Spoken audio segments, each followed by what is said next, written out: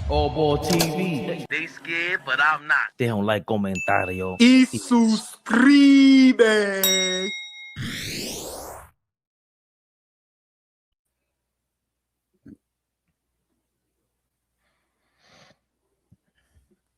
Yo, man. Oh, boy, I thought it was just rumors, bro.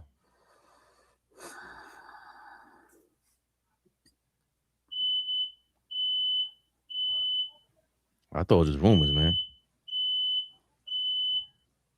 That's me.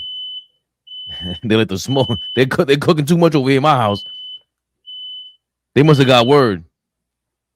He's back. He's back, AllBall. Oh, my God.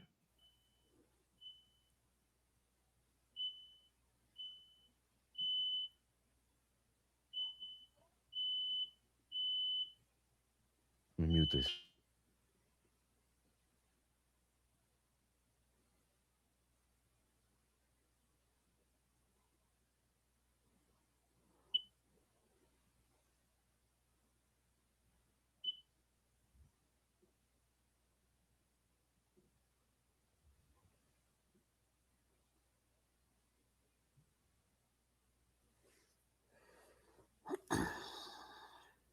Oh, boy, take the floor. I got to make sure my house ain't burning down.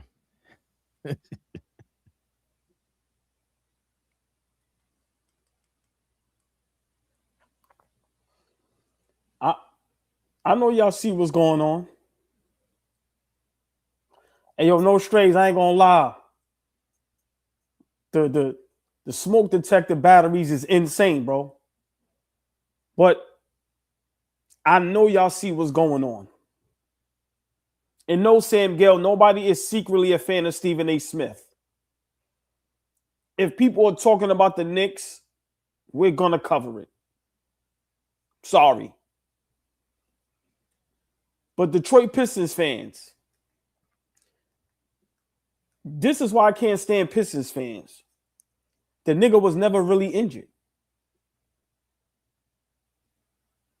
I knew he was coming back. I'm glad he's healthy. Pistons fans.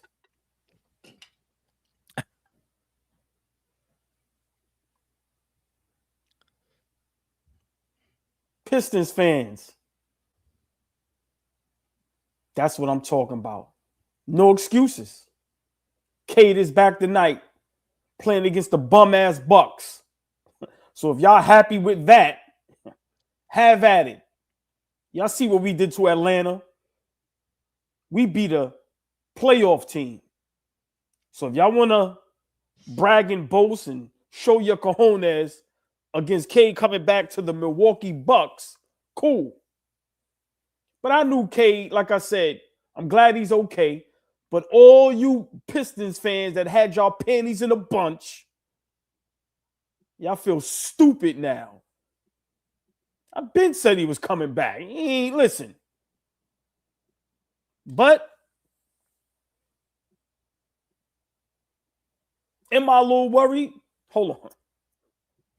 Elton C. You's a showstopper. Everything stopped for you.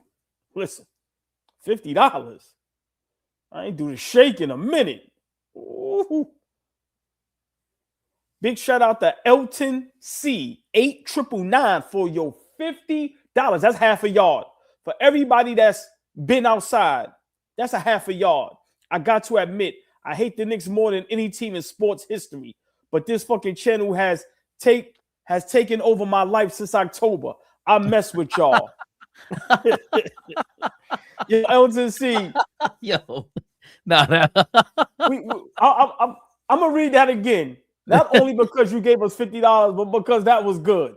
He said, I got to admit, I hate the Knicks more than any team in sports history, but this fucking channel has taken over my life since October. I mess with y'all. Yo, Elton C., as much as we can't stand your Detroit Pistons, we rock with y'all too. And y'all have attempted to take over our channel, but we ain't going to let it fucking happen. But big shout out to you, my brother. Listen, appreciate the love and support. Yo, it's I don't know what else to say no more. But Cade is back. I know you excited. I'm excited. Because nobody can run and hide no more. Get that bum ass nigga acclimated and ready. Yeah. Because the playoffs is here. The beautiful ladies is in the building. The OG, Darlene Bryan, is in the building. I see Sam Gale in the building. Sam Gale, calm down too. Relax, sweetie. In the building, yeah. Sam Gale. Yeah. You've been on our head top last couple Knicks rehabs. Relax, sweetie. When I say sweetie, I'm mad. Ron Flores is in the building. The beautiful ladies is here. Big shout out to the chat. Best chat on YouTube. Best chat in social media. But a big, beautiful, special shout out to all the members. And if you ain't a member, explain why not. Yeah. All y'all bragging, both talk all that shit in the chat. Explain in the chat why y'all asses ain't fucking members. ABTV3 the Cash App. Y'all see Elton C showing y'all bum ass niggas up. The Instagram, AllBall TV 3_. We are in the building. Cade Cunningham is back. Fabian. Now that I got all that out. Dear Lord. Nigga said, now that I got all that out, look. Nigga said, I'm a little nervous. Wonder Woman is in the building. The beautiful, the lovely, the extravagant, the sexy, exquisite, the elegant. The beautiful ladies of AllBall TV are here. Oh, Fabian, do the wonderful job you do. I've said enough. Oh, ball. This news is so crazy. I thought it was a rumor earlier. This news is so crazy. You know how crazy it is? They snuck this nigga in the back door. Pause. Like, I didn't even know what was going on. Wow. We changed the thumbnail on him. He's back.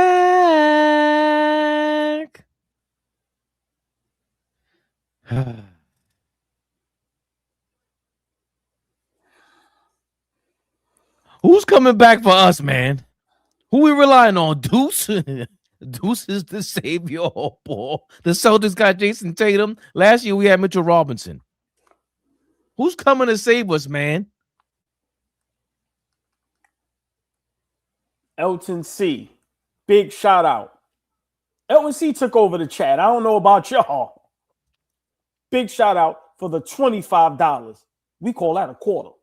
I mean, all y'all that claim y'all was outside, we call that a quarter. Y'all really scared, but guess what? I'm not.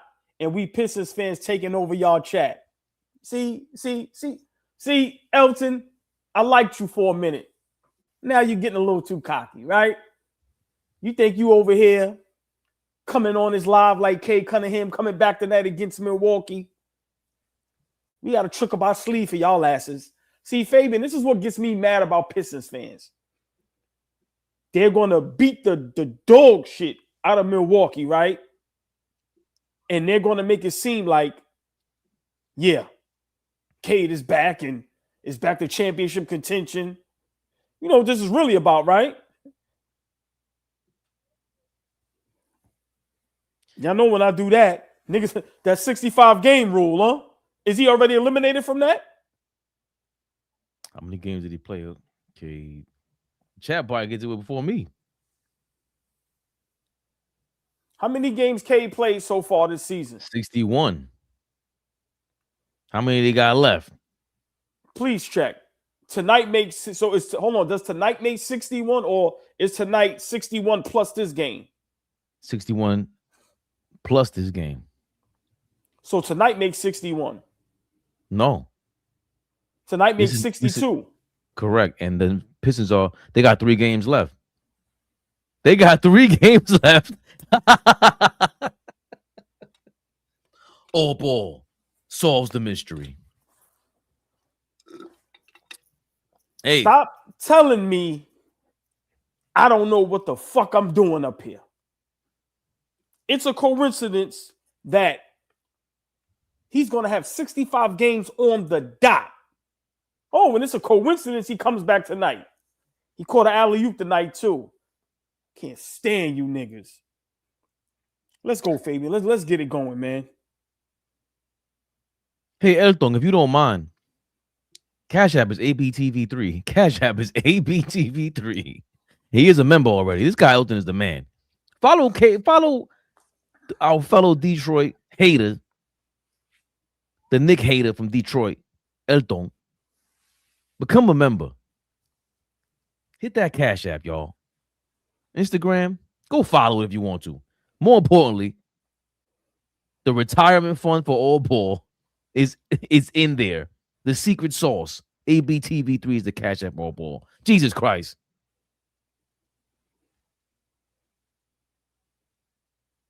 The Pistons, look how they play ball without him. Look how they play basketball without their star. Are you kidding me, AllBall? And now they got this guy back.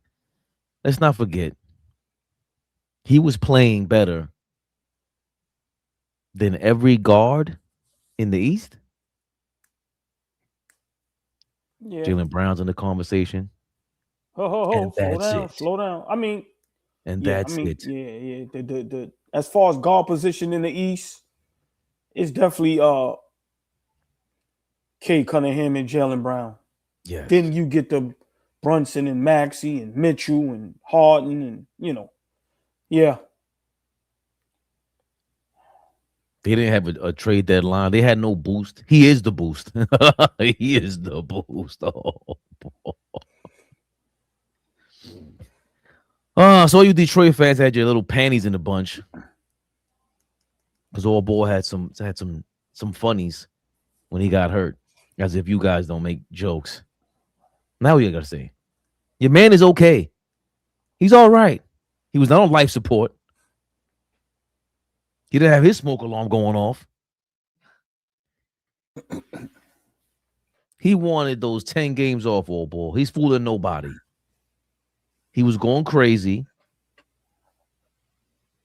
I don't know if he's ever played on this level for this long. So he might have been tired. Who the hell knows? This is scary. Is Isaiah Stewart even back yet? That guy's been, how many games does Isaiah Stewart play? Like 2? I mean, but the real question is, and we might have to turn this into Knicks rehab. Are the Pistons back in the driver's seat? We see the leap that Boston has taken, right? We see what Stephen A. Smith said earlier today on ESPN, as far as Boston being the clear-cut favorite by far, which I don't know if he knew, Cade was coming back tonight. But, it's the Pistons back in the driver's seat, and our Knicks, do we have to now re-worry about the Pistons? Because I don't care what no one says. If you were going to play the Pistons in the playoffs without Cade Cunningham, let's be for real, right? Miss me with that. If they were going to go up against Boston, I'd give even a Cleveland, us, right, without Cade. I'm miss me with them being that good. But now with Cade Cunningham being back, are the Pistons back in the driver's seat?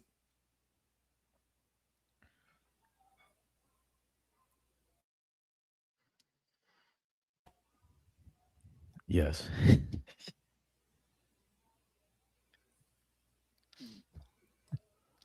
I don't know what Stephen A's been watching. I don't know what he's talking about. These dudes been playing ball all year long. They've been doubted, left for dead, forgotten. And all they do is keep winning. Isaiah Stewart has not played since March 13th, apparently. So they're missing guys. And they keep it up. Dennis Jenkins was going crazy. They beat the Lakers with Luka, with Austin Reeves, with LeBron.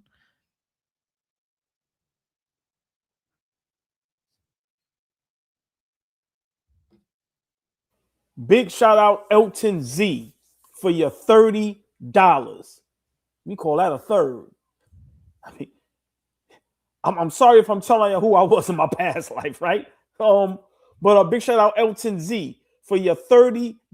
If you got Zelle, that's cool, but I don't mess with Cash App. That ish is the devil. Side note, the Knicks couldn't beat my enemy Jordan, so F y'all. And Stu came back tonight. You mad? Damn LOL. it.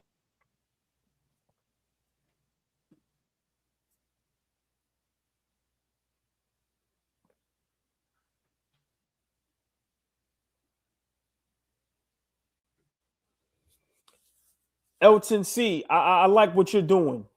You said I'm gonna pay $105. No, I'm sorry. 58. Yes, I'm gonna pay $105 to ruin AllBall TV's night tonight. Elton C, thank you for your $30. But go straight to hell. Yeah. And I'm definitely gonna see you there. God damn, Elton. Yo, wow. They got Stu and Cade back, bro. Wow. I'm trying to find a Stephen A clip because he's full of hyperbole. Wow. But just real quick, while you're looking for that, let's stay right here.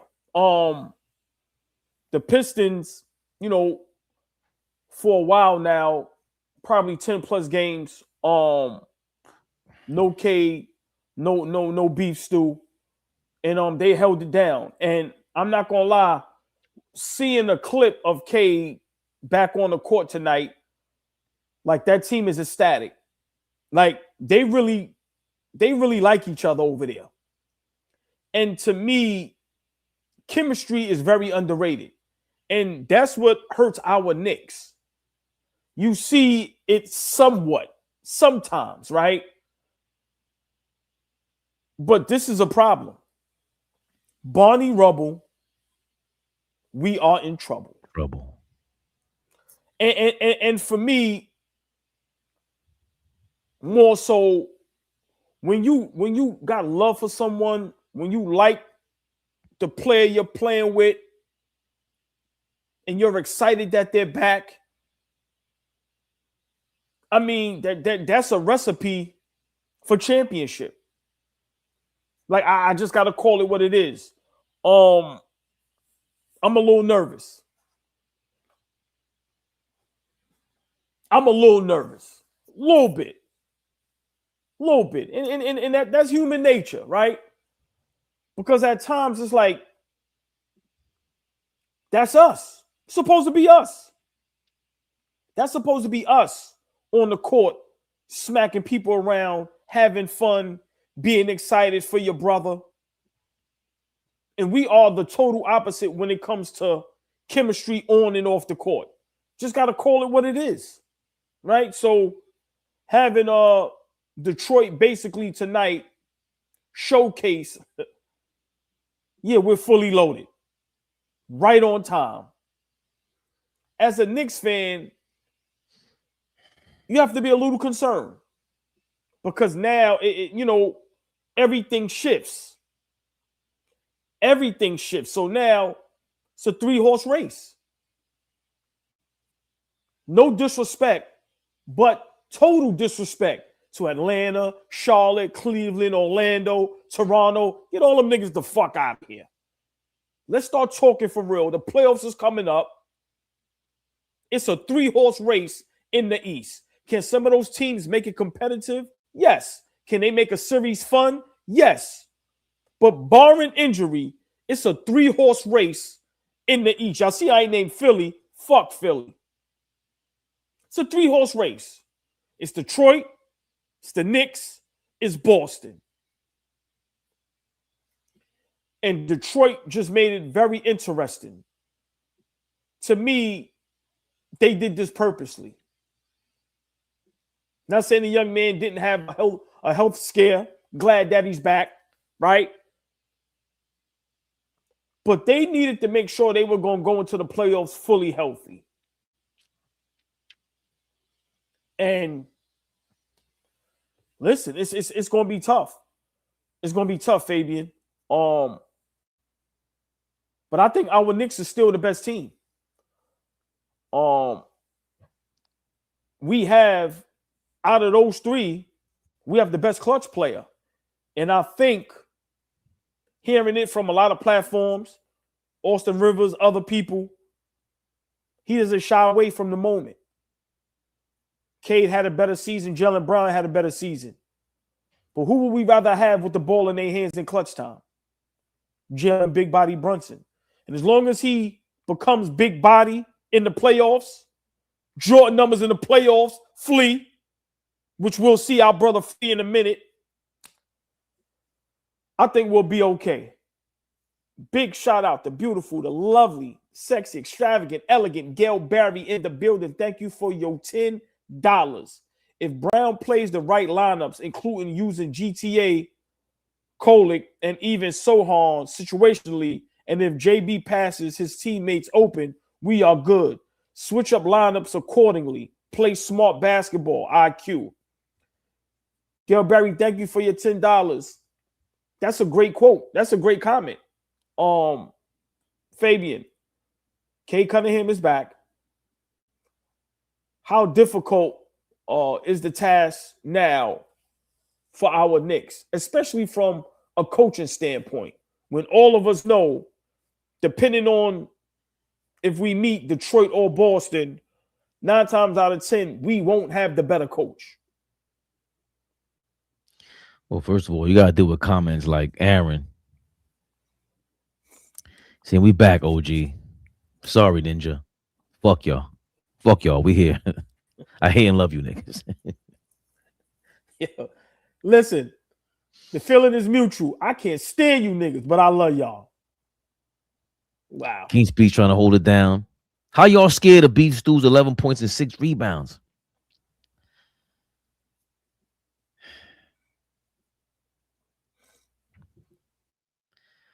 Oh, boy. Can we cut the shit? Please, let's cut it. Cut it. You always tell me sometimes you got to slow me down because I'll say something. You go, whoa, whoa. That was genius. Rewind. I'm not in the business of lying to myself. I am not in the business of lying to myself. The OKC Thunder 2 seasons ago got the #1 seed, and they were perfectly capable of going to the finals, but they couldn't get over the hump as Jay wasn't there yet, the team wasn't there yet, and last season they pulled this off. Obviously, they won a championship. Yes, Halliburton got hurt. Y'all know how I feel about that. But OKC, young, I would think if Detroit were to make the finals and possibly win, they would be the youngest team ever to win the championship.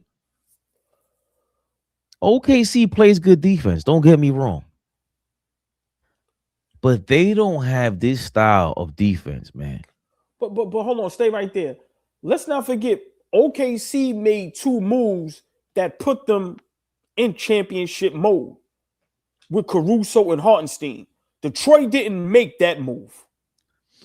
So I get where you're going, but don't forget with that OKC, those 2 moves right there is what put them over the hump. No Hartenstein, no Caruso, and especially Halliburton getting injured. So I get where you're going, but and while you're telling your story, can you please put up a picture of why I will never be afraid of beef stew? I'm going to say it again. Yeah. We fight dirty over here. While Fabian makes his great point, please put up the picture of why me, AllBall, will never be afraid of beef stew. He's in the building. Yeah. All you tough niggas, my bodyguard is here, nigga. Fuck out of here. Yeah. Yeah. Flea, before you get it going. What's up, fellas? Flea, what's going on? I need my ammo. What's up, brother? Hold on, Flea, before you put that up. Peace to the chat. Chat. Flea O'Brien is in the building. He will set you niggas straight. But before they go, let me explain to y'all why I would never in my life be afraid of beef stew. Fabian, the floor is yours. Bad decision maker. You see him? Poor decision maker. Can you go back to Kingston like that? What? Can you go back to Kingston? Just a question. Just asking. You can take that shit down. Yeah. I don't know. Scared. I was asking because I, on the way home, on the commute home, I'm watching my brothers as they do what they do, and you got these dirty ass niggas trying to get y'all niggas scared. Big shout out to Elton. He dug deep just to run his mouth. Big shout out to Elton. We appreciate that, brother. Thank you, my brother. But hold on before y'all go. It ain't even about the woman. It's just the whole picture. P don't do that. I'm just poor decision maker. Listen. So for me, makes poor decisions on the basketball court. So yeah, big shout out to King's speech. That 11-6. Fuck up. Listen, it could be 20-6. Listen, it could be 20-6. When you show me that picture and tell me that's your enforcer, right? Right. I don't know what the hell you guys are getting on. Getting your chest out. All these guys are scared of beef stew. Who?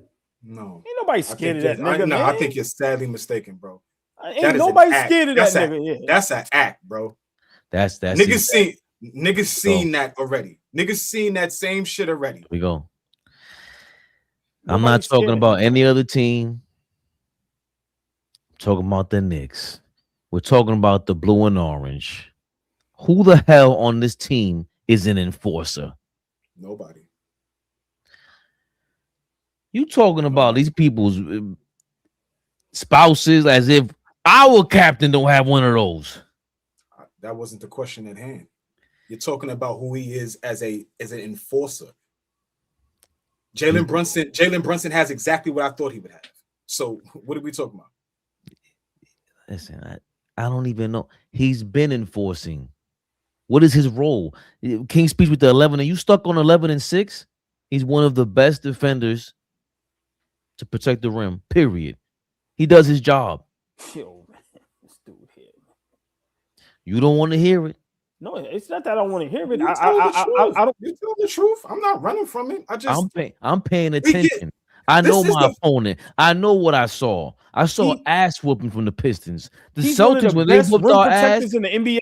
Correct. Rim protectors not mean you have to block shots all ball. That means he don't let you get to your spot. Hold on, slow down. We not that slow. I know it's not about being slow. It's that people were mistaken because he's not Marcus Camby. He's not a shot blocker. So you think, man, get the fuck out of here. I had the same reaction you did. What does that mean? And then you watch the game and you go, oh shit, they really don't. Okay. So it's not just about being an enforcer. He's coming back with Cade Cunningham right before the playoffs. They're going to play the number 8 seed. Even if it's the Hornets, you're getting a jolt. It is what it is. They were playing great without him. All these guys are screaming the Celtics are 12-2 since March 2nd because Tatum came back. Word. Yeah, they champions. I seen the Pistons hand people their ass, and they're not champions. The coach ain't playing no games, just like the Celtics coach ain't playing no games. We don't have someone to counter that on the coaching staff. We haven't countered that all year long. Enough of the lying. Cat, are you ready to tussle? Is Mikal Bridges, you ready to tussle? OG, you ready? OG's been on some fake tough shit for a long time now, and I haven't called his ass out. It's about time you get into a rumble or two. All that fake enforcer shit. You had nothing for Draymond once again, letting Cat get punked when y'all were yelling at me like, what does tough mean? What does soft mean? And he punked us again, and nobody had nothing for Draymond or them Pistons. So, am I worried? Yeah, I'm worried. Who was the number 1 seed last season, Ray? In the East? Yes. The Cavs. Who was the number 1 seed the year before? The Celtics. Keep going. Yeah, after that. Let me test your ball knowledge since niggas say we casuals. Keep going. Who else? And you, Dad, hold on, Dad, you scared too, nigga? You got down to Atlanta and got fucking scared? Dad, I'll call you later. You agreeing with Fabian? You niggas is scared? Wait, look, nigga said that's what Atlanta do, man. Nigga move to Atlanta. Stay home if you're scared, OG. Man. Come on, OG. And I Y'all know I love my pops, but this nigga jumps in the comments talking about he agree with Fabian. You niggas are scared now. Oh yeah, this live gonna be good. Yeah, This stay live home, gonna be nigga. good. Stay in the fucking crib. This Love live you, gonna be daddy, good. yo. Love you, Never. daddy, yo. Stay in the fucking crib. Never the little one. Nigga said scratch whatever we was talking about. We staying right here tonight. Fuck Stay in the all that. fucking crib, Dad. Oh, sorry, Mom. Everyone say hello to Sorry, mom. Oh, Sorry, my Mom. God. Excuse us. She Sorry, said, Mom. take it easy. Yeah, she said, Sorry. my bad, Mom. I'm Sorry. sorry, Mom. Sorry, She Mom. said, take it easy. Because that's my dad. Mind your business, Sam. Like, hold on. Come on, y'all. Come on. The season before that, the Celtics. Blessed one is in the comments talking about, I hate when we too confident. Either we confident or we not. What are we? What we doing, y'all? What are we doing? It wasn't the Celtics. What are we before doing? that? I'm sorry? It wasn't the Celtics before that? When they got Just asking a question. What are we yeah. doing, y'all? because they had the number one defense. When the last time we seen the Pistons win 4 games out of 7? The Pistons? Yeah. When the We'll last get to time that we in a seen them second. do that? No, Wait, answer my question. I will. So somebody paid $9.99, so I'm going to answer their question first. The All right. fact that Shout out to only Ray. Fabian knows Stewart is one of the best defenders in the league is sad. Always know your opponent. Why do you think the Pistons fans are over here to study our opponent? Hold on. Thank you for the money. Thank you for the money, Ray. I don't understand why you niggas think we. Thank you for the money, Ray. I don't know. Beef Stew is not Ben Wallace. Slow down. Nobody said he's Ben Wallace. Yo, why does it get to this level of Ben Wallace, Matumbo? We ain't saying that. Because we got dirty ass Detroit niggas in the comments invading a Knicks space trying to tell us that we don't know who Isaiah Stewart is, using the term casuals. Like, come on, bro. Like, I know who he is. He take weird pictures. We're well informed, and just because we're not scared of Beef Stew doesn't make us uninformed. Go prove it in the playoffs. You missed the playoffs last year. This gonna be his first time in the playoffs? Am I wrong about that? Yes. He okay. was hurt last year. Can we thank Aaron for keeping it as politically correct as possible? For the sake of the platform, I'm not gonna say why we're not worried about Cap. OG Detroit Heartless will fry your old ass. Flea was good. Look, they even said hello to you, Flea. By the way, can we get Aaron's original joint? I'm sorry. Thank you. At least I needed to hear you say you're not scared, baby. Come on, baby. You know how we do. What's the top 5, top 10 defenders in the NBA today? Oh man, Chad. Right, we talk about hold on, no, hold on. We talk about basketball all day, right? And we all watch the game. We love the game. And when we talk about whether it's great offense, great defense, ISO players, great defenders, we hear names come up. I don't hear Isaiah Stewart's name come up. So I'm just trying to figure out if am I crazy? I'm not saying he isn't a solid defender, but where's this DPOY candidate at? I've never heard. Hold on, and because you can finish. I've never heard all season Isaiah Stewart is one of the best rim protectors in the NBA. I've never heard that. I'm not trying to be funny. I'm not trying to troll. And I'm saying when we talk about some of the best defenders in the NBA, even Draymond Green name still gets brought up, even though he's been in the league forever. Where has Beef Stew become this great defender? The last 2-3 seasons. Yeah, Giannis. He's in the same category. Giannis is the only guy that plays better. It might be an analytical stat. Giannis. I'm gonna agree he's a great defender, but I'm not going to say like he's an all-world defender. Like the guy could defend. That's how he got a job. That's how he's able to stay on the floor. It's clearly not because he could score. He's a guy that mucks the game up and defends. So I'm not running from that, but don't, it ain't gotta be like that, OG. He ain't gotta be one of the best defenders in the league. Like, he's a good defender. No. So how you say that he's a guy that mucks it up, he's a good defender, I can take that. Yeah. But when I hear best, miss me with that. He's one of the best to do that. And on top of that, you got a Sore there. You got a whole team that's Durant. You got all these guys who are playing defense. Cade is playing a lot better We defensively. know that. Those are the same that played defense last season. They got their ass kicked. So Yeah. I know about all them other dudes. Right, but you can't just eliminate that. You can't just eliminate that. These are the guys that it's not just him playing defense. I don't even care how Giannis is suffering out there without the defenders that he once upon had. You forgetting that. See, that bothers me because you're the same guy that say Giannis doesn't defend, but they're gonna run out here and say Isaiah Stewart is the best. If you want to misquote me, like no, it's not a misquote, Fabian. That's what you said, man. You always talk about somebody one-on-one. Giannis doesn't play well. One-on-one, Giannis does not play well. One-on-one, Giannis doesn't play well. One-on-one, Giannis. Yes, he does. He doesn't. He lets everybody pass. With you. Go ahead, bro. I stopped that argument a long time with you because it's clear you're not watching. But hold on. They're gonna say Giannis is not a good defender, but want to amp Isaiah Stewart? Come on, and man. That's my point. Hold on. I just said Isaiah Stewart is in the same class as Giannis with that. But all of a sudden, he's not a good defender. I'm not saying that. So this is what I'm saying. If we're not going to argue, that's why you can't argue it, because I'm saying it already. We could be rude too. Giannis is one of the best defenders at that.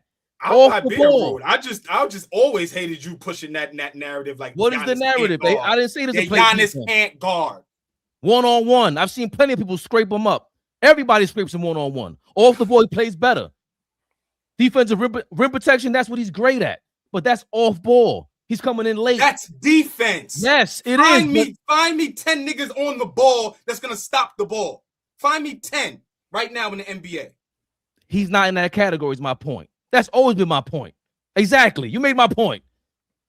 He's not there with a sore in them. That's not what he does. All I'm saying is you try to fuck beef stew at this point. Like, what are we talking about right now? You might about to get hung up on beef stew. I'm not, but to make it seem like he's nothing, adding him is nothing, along with Cade. Nobody said that. See, nobody said adding him is nothing. You made it. You didn't understand why it's important to have Isaiah Stewart in there, brother, along with Cade. To have your core players is important, but to sit up here, I'm saying I never heard what everybody is talking about. We've been up here forever. We've been watching basketball forever. We all love the game. I've never heard when they talk about some of the best rim protectors in the NBA, his name is not at the top. So what is your eyes telling you? Okay, fuck what they say. What is your eyes tell you? He's decent. That's what I'm saying, because you always because you get hung up with these niggas that just be talking. But that's all right. They talking, so I'm gonna respond. What I see is decent. I don't see what everybody else sees. I don't. He ain't no great defender. He ain't no smart. He ain't no right. He ain't none of that. He's cool. He's cool. So how does he stay on the floor? How does he stay on the floor? What does he do that keeps him on the floor? Listen, he's a cool defender. He did the same thing everybody else does. Same thing everybody else does. He's a cool defender. He's all right, man. Y'all niggas overhyping that nigga. The fuck out of here. But you expect to see Mutombo out of nowhere. That's not what I'm saying. I never said nothing about Mutombo. Right, but you need to be so impressed by him. That's Fleet asked a great question. How did he stay on the floor when they got other rebounders to go over there and he still had to stay on there? He had to learn how to shoot the three just to stay on the court. They were trying to get him up out of there. They're trying to make him trade bait. That's what they were trying to do to Isaiah Stewart at one point in time because they got Durant and all that. And he still found his way to get some minutes. And he's still important. Again, he's not Ben Wallace. He's not none of them dudes. He ain't going to win Defensive Player of the Year. That's not his game. But we can't. That's like people doubting us about OG Anunoby at this point. No, we know OG Anunoby's a great defender. Is Isaiah Stewart on his level one-on-one? I don't think so. But this guy he's good, man. He's good. We just spent 20 minutes on Isaiah Stewart. Nah, we get a little carried away sometimes. Listen, we do what we want. It's our platform. We get a little carried away sometimes. But I ain't letting nobody on my watch claim something that I just don't agree with. We can leave it alone, but I'm not buying that. The fuck out of here. That nigga's cool. He's part of a great system. He's part of a great core. Yes, he's important, just like every other team has guys that's important. But at the end of the day, I'm not claiming him no fucking best rim protector. Get the fuck out of here. That nigga ain't stopping nobody from coming down that lane and putting it on his fucking head top. Fuck out of here. There's two niggas in Cleveland that's better defenders than him. That nigga ain't no top 2, top 3 defender. Get the fuck out of here. I ain't going for that. Who are these on, two man. in Cleveland? Now you don't know what's going on. All right, I you don't. keep playing that game. I don't. Okay. I don't. Homie was just defensive player of the year. He a better defender than him. That's one. Now name the other guy. You said two. He's a better rim protector than Allen. Yes. Hell yeah. Darren is soft. Okay. Soft.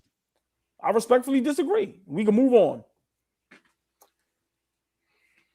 I don't know how to move on at this point because it was 20 minutes. I mean, I asked the honest questions. I can't believe like that's what they did. They got us in a tizzy, and we haven't seen them win a playoff series in 18 years. So it's not like if we meet them, this team, when we meet them this year, they would have had to win a playoff series.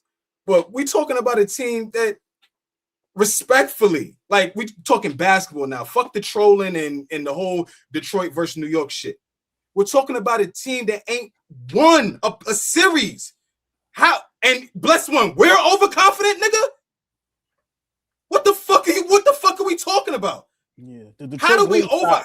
Fuck them niggas. We gotta stop. I'm okay with them getting out the first round and then me coming back here and saying Detroit handled their business, man.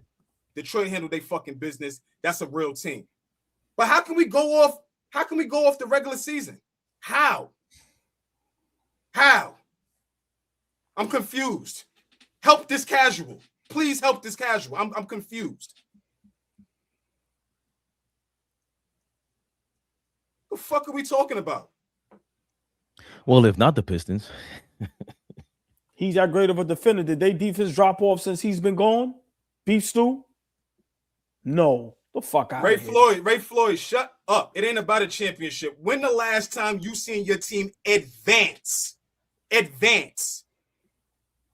from one round to the next? King's Speech got the answer for $2. Obama was a senator the last time he won a series.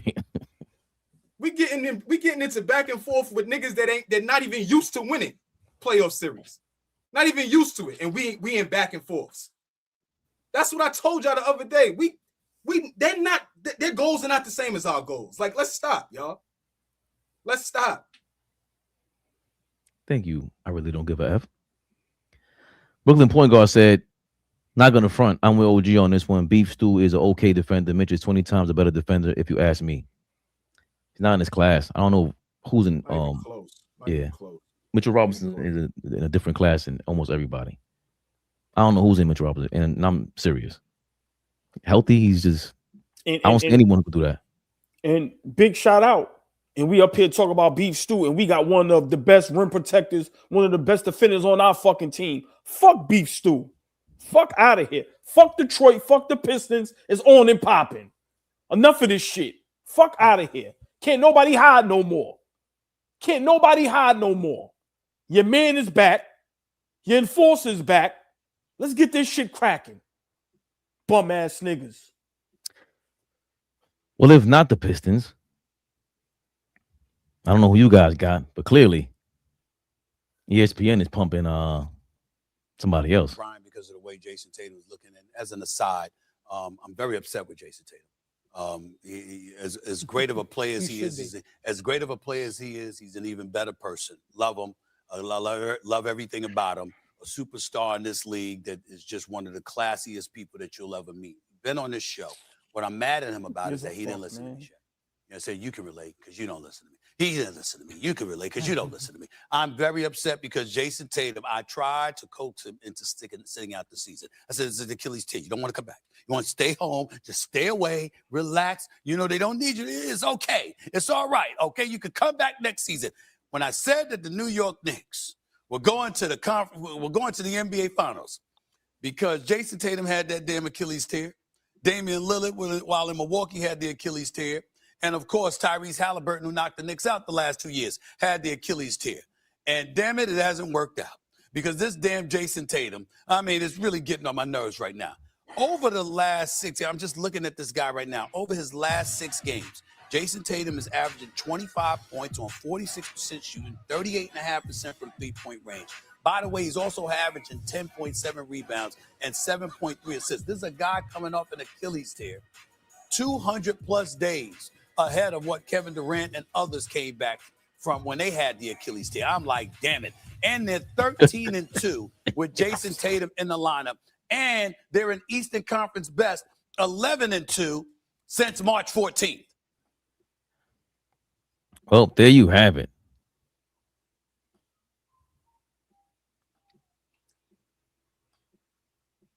Fake Knicks fan keeping up with the Celtics and the Beast of the East, the new Beast of the East, AllBall. What are you thinking? Are the Celtics creeping up over the Pistons? No, and the Knicks. Man, fuck Boston and fuck the Pistons. Tired of niggas that's claiming Knicks fans and ain't glazing the Knicks. All that shit don't matter no more. It's zip, zip.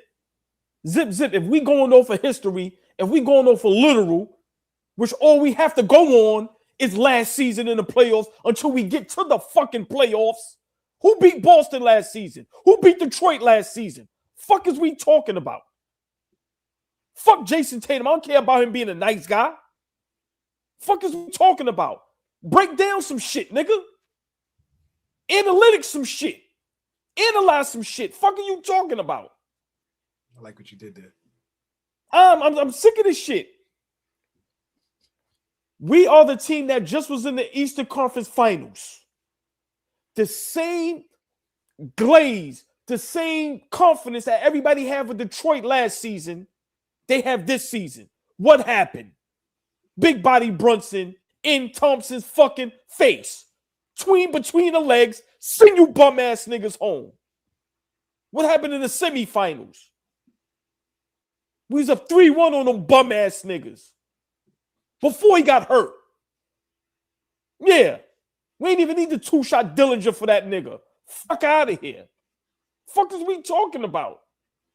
What the fuck is going on? Enough is enough.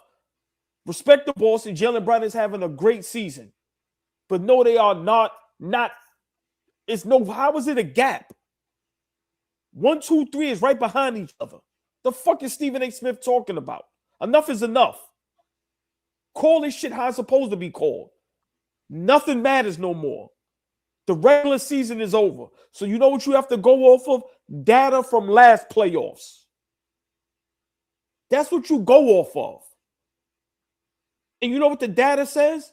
The Knicks beat both the teams ESPN and Stephen A. Smith been glazing all fucking season. What, you want to interview for Jason Tatum?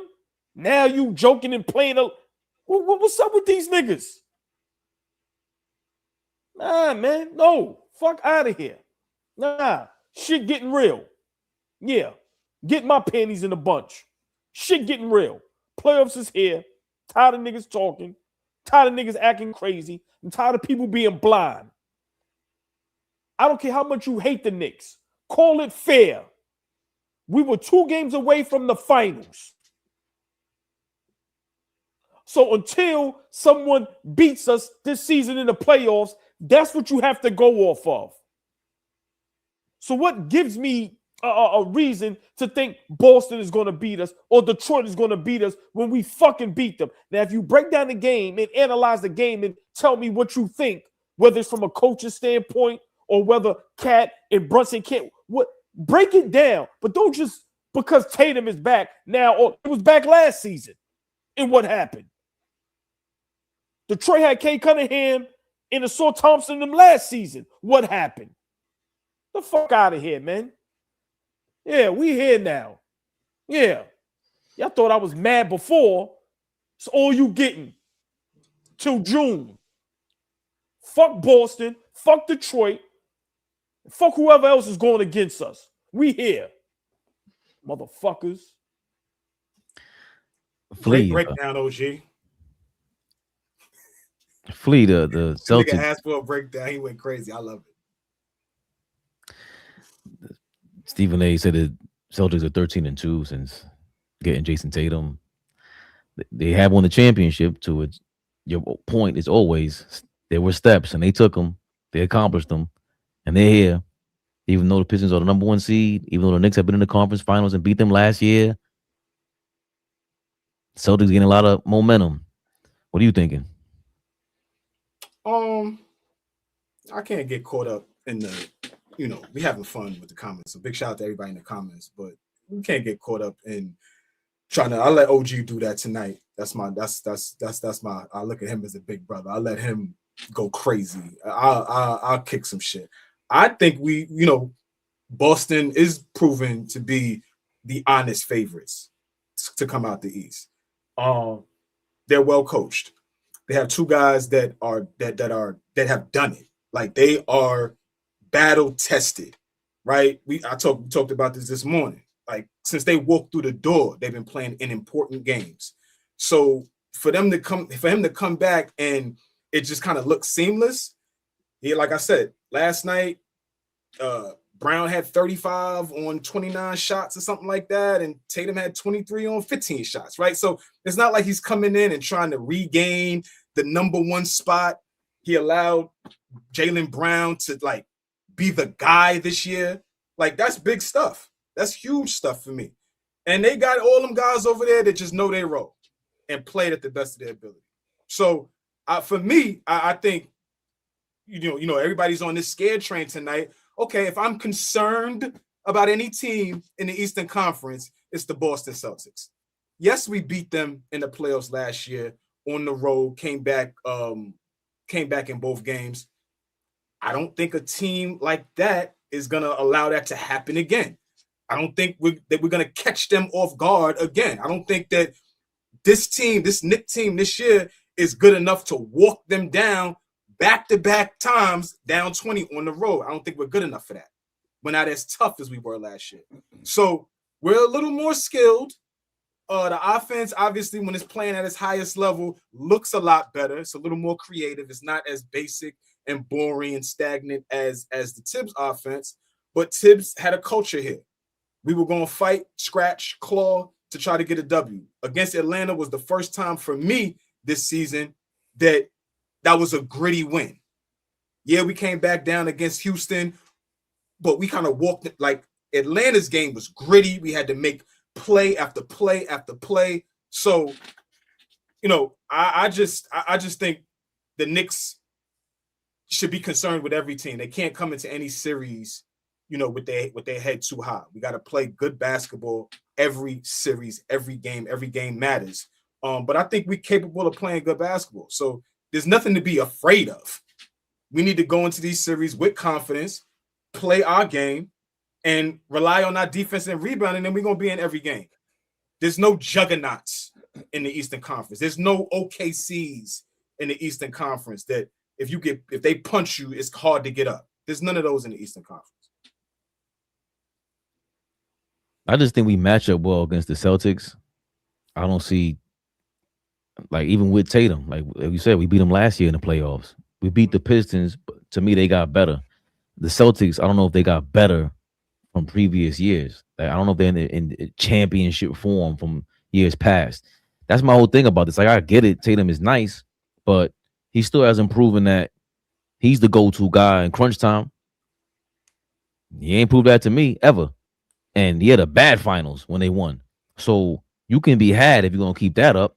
You're going to be passive and try to attack them. Their flaw is always going to be that him and Tatum and Brown, it's not a perfect match. And if Tatum takes over and does the drive and kick thing and he engineers offense, all right, cool. They were great like that. They won the championship like that. But I don't see them relying on Jason Tatum for the playoffs after coming back after an Achilles when it takes so much time to rehabilitate that. I don't see them dealing with the Pistons defense. If they play the Pistons, which they don't have to until the conference finals, that's why getting the number 2 seed for us was so important to me, because let the best hash it out. Let them go. Let the Celtics really get challenged, because I want to see what this is with the playoff pressure and Jason Tatum. This is good for this is when I agree with you, Flea. What is this regular season stuff if that's not a real challenge for Jason Tatum?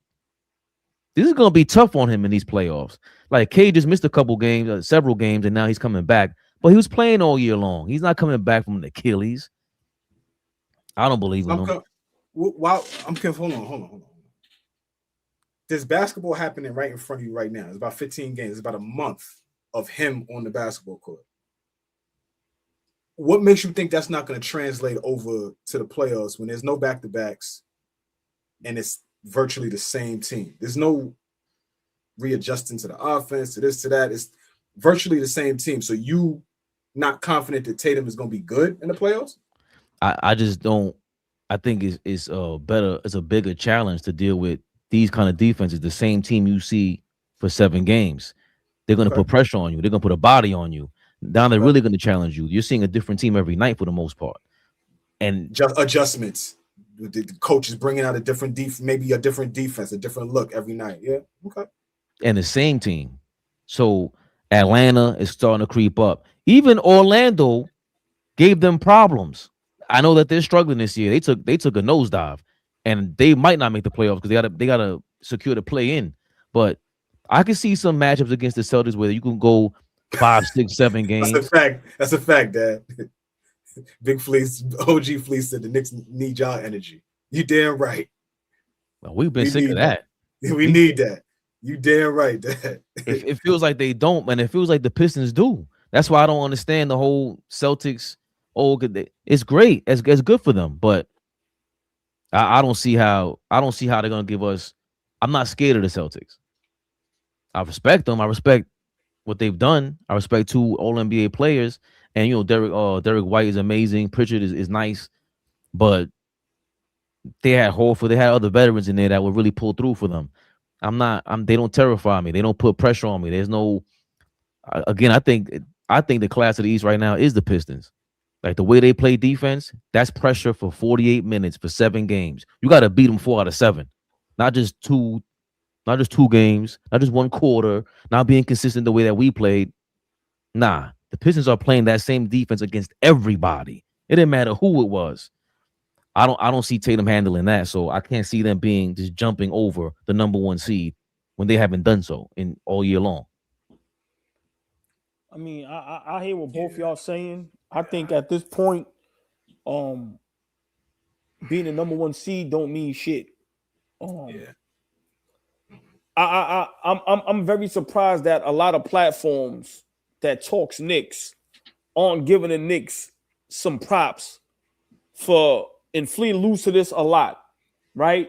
When you have a coaching change, things change, right? But for us to still be a 3rd seed, still have a 50+ win season, go through all this adversity we had to go through with no chemistry between our best players, right? Cat and Brunson, guys being injury prone in and out the lineup, Shamit, Deuce, Mitchell Robinson, beginning of the season, couldn't play back-to-backs. We see he's getting a little more healthier. But for us to be able to go through all that and still be the legit 3rd seed, I don't understand how, we don't get props for that, right? Everybody just brags and boasts about how great Boston has become, with Jaylen Brown being an MVP candidate, the large leap that Cade Cunningham took with the Detroit Pistons. But don't forget about us. Coaching change, just a lot of bad things happened for us, and we were still able to hold it down, and we're going into the playoffs, a 3rd seed, 50+ win season. So I think we have some great things to hang our hat on as well. I'm not scared of none of these teams. I'm just not. We were there. That means something. Experience means something. Like I said, Detroit right now has a target on their back. How do we know how they are going to perform, how they're going to respond? We've been there, right? Boston's been there as well.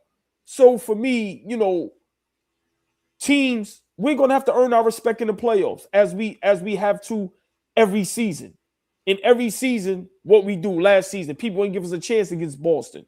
People thought we were going to lose to Detroit, right? And we prevailed. So it's just another season that we're going to have to shut everybody up, even people that claim to be fucking Knicks fans. So for me, I ain't worrying about none of these motherfuckers. It's 0-0. May the best man win. I think another reason why I don't believe in the Celtics is because, like, every year, there's usually only 3 or 4 teams that could really win a chip, a realistic chance. And the best teams I've seen this year, in no particular order, is OKC, Detroit, and our Knicks. To AllBall's point, in December, when we won the NBA Cup, this was coming off of the early season when we were trying to get it together. And the NBA Cup rolls around, we beat the Spurs. It was kind of surprising. We came back, beat the Cavs on Christmas. But we were playing a style that Kolik was in the game. We were on all cylinders, and I thought at that time I was like, yo, we could beat anybody. We got the style for anybody. So I never saw the Celtics as the best team in the league. When I watched them, I'm like, oh, that's good. And it was great what Jaylen Brown was doing, MVP, throwing himself into the mix because he was playing that tough. But I never thought of the Celtics as the best team in the league this year. Even with Tatum, they don't look unbeatable to me.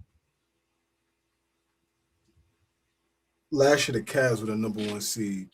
They've been a high seed probably the last couple of seasons. And for some reason, Fabian puts soft. He puts all of these things on them, but somehow they're number 1 seed, right? Last year. They get bumped in the first round. But again, last year's last year. I'm just trying to understand your thought process and how you think things through. Because we're gonna sit here and be talking for a long time. And rather than getting to screaming matches with you going forward, I want to understand how you think. So is it how the Cavs won, which then puts you in a position to say, that's a fake number 1, and how the Detroit Pistons are winning this year that says that's a real number 1?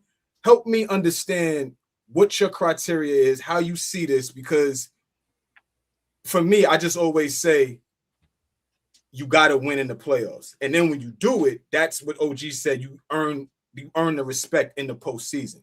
For me to say I haven't seen them do it is a valid point. It's not about going back to last year or going this and that. I'm saying I haven't seen them do it. I'm giving respect to the teams that have done it already and that are building on something. So help me. I just want to understand how you see that as the Cavs win the first 15 games of the season last year, if I'm not mistaken, right? Didn't they go 15-0, something like that? Yeah. Hit a bump at some point, but still end up the number 1 seed. You wound up being right because they got bounced in the first round. But how do they look fake or not real? But this Pistons team looks real. I don't think that the chinks in the Cavs armor didn't show up until mid-season when they were losing to Boston. I think Boston was their first loss, and there was certain games. Okay. To Orlando, no, they beat Orlando. So they lost to Boston, right? I forgot who they lost. Listen, I forgot how many people are like they But listen with their mouth and not their ears. Go ahead. But even the year before, when I said, yo, we could make the finals, when it was, I thought Philly was playing the best. When they had Embiid, we were playing the best. I think it was OKC, and I forgot which other team, maybe Denver. Oh yeah, that's when Denver came back from winning the championship, and they started off on fire in October, November. Then Jamal Murray got hurt.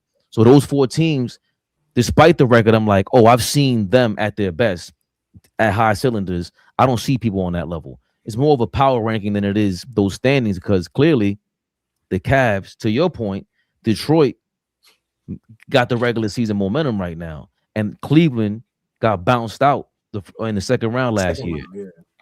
OKC got bounced out the second round the year before with the number 1 seed. So there is credence to that. But I'm just saying, when the Celtics, when they went to the finals against the Golden State Warriors, I didn't even realize they were number 1 seed when I was watching them. They just looked like the best defense. I didn't need no stat. And then when the stats came out, I'm like, yeah, that makes sense. They're suffocating. I don't see how people could get around this. And then they lost to the Warriors, of course. But I don't go like the standings and the stats and all that. Is cool, but they should echo what you see first and foremost. And the Pistons, to me, have shown a dominant defense, not regular. To me, they look like the best defense in the league. OKC does it through 8-9 guys rotating, and it's nonstop momentum, energy. Okay, but the Pistons do it with way more nameless guys, and now they got their stars back, and they just play you tough. They play playoff basketball in the regular season. The Celtics don't do that. And at some point, we were playing playoff offense, but we just let up. Yeah, we can agree to disagree, Fabian. I can't even get with you on this. So sorry, you got it. I can't even get with you on this. It's bothering me that you're talking so down on the Celtics. This shit is bothering me, but. So counter it. Like, what about the Celtics? No. I don't want to belabor a point. I want us to move on because it don't. We're talking about the Celtics, though. how do you not? There's nothing about the Celtics to me right now that says they can't get it done again. Absolutely nothing about them that says they can't get it done again. You talk about I'm confident in proven teams. I'm not. This is not some I don't even want to say his name, but this Trump shit where we say something enough times it becomes the truth. Like, no, the Pistons got to prove something to the rest of the NBA world, not just to their fans. The fans are doing exactly what they're supposed to be doing. Everybody that's in the comments is doing exactly what the fuck they're supposed to be doing. That's how you're supposed to act as a fan. But when we talking, like when we get away from it, just bring it hoop and just be unbiased. I'm saying the two guys that are proven, that are not like over the hill or have taken a step back. The coach is young and keeps getting better. It's not a slight against Bickerstaff. I'm talking about Mazzulla. Who's done it? So, and not done it 3, 4, 5, 6, 10 years ago. We're talking about a team that's knocking on the door every year.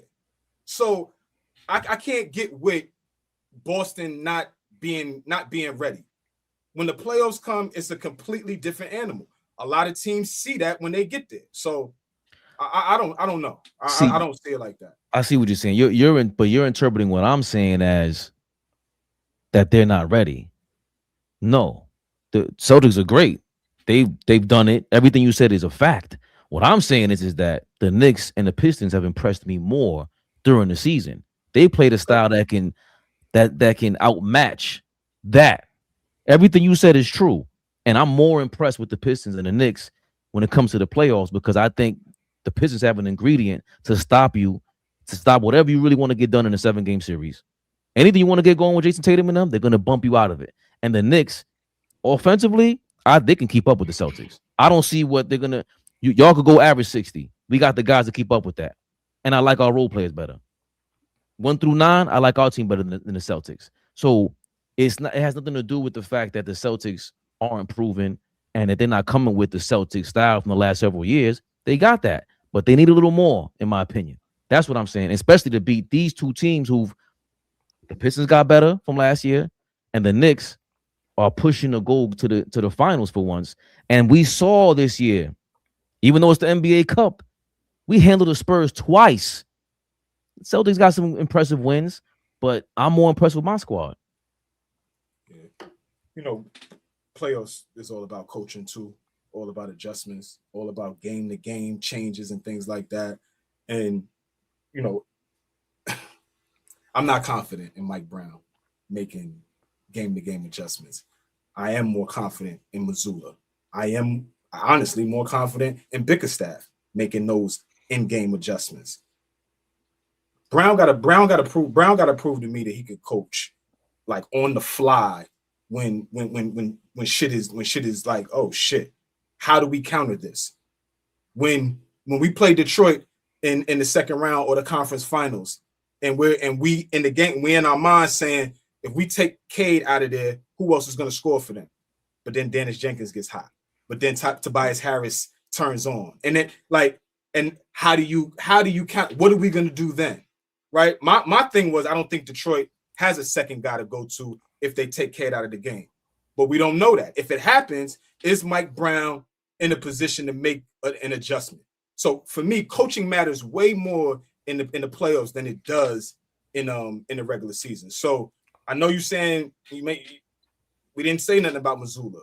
You didn't say nothing about Mike Brown. You're saying things about, you're saying things about Mike Brown and you're saying things about Bickerstaff, but the only champion on that list is Joe Mazzulla, right? So I think the Celtics need a little bit more respect than you willing to give, is my point.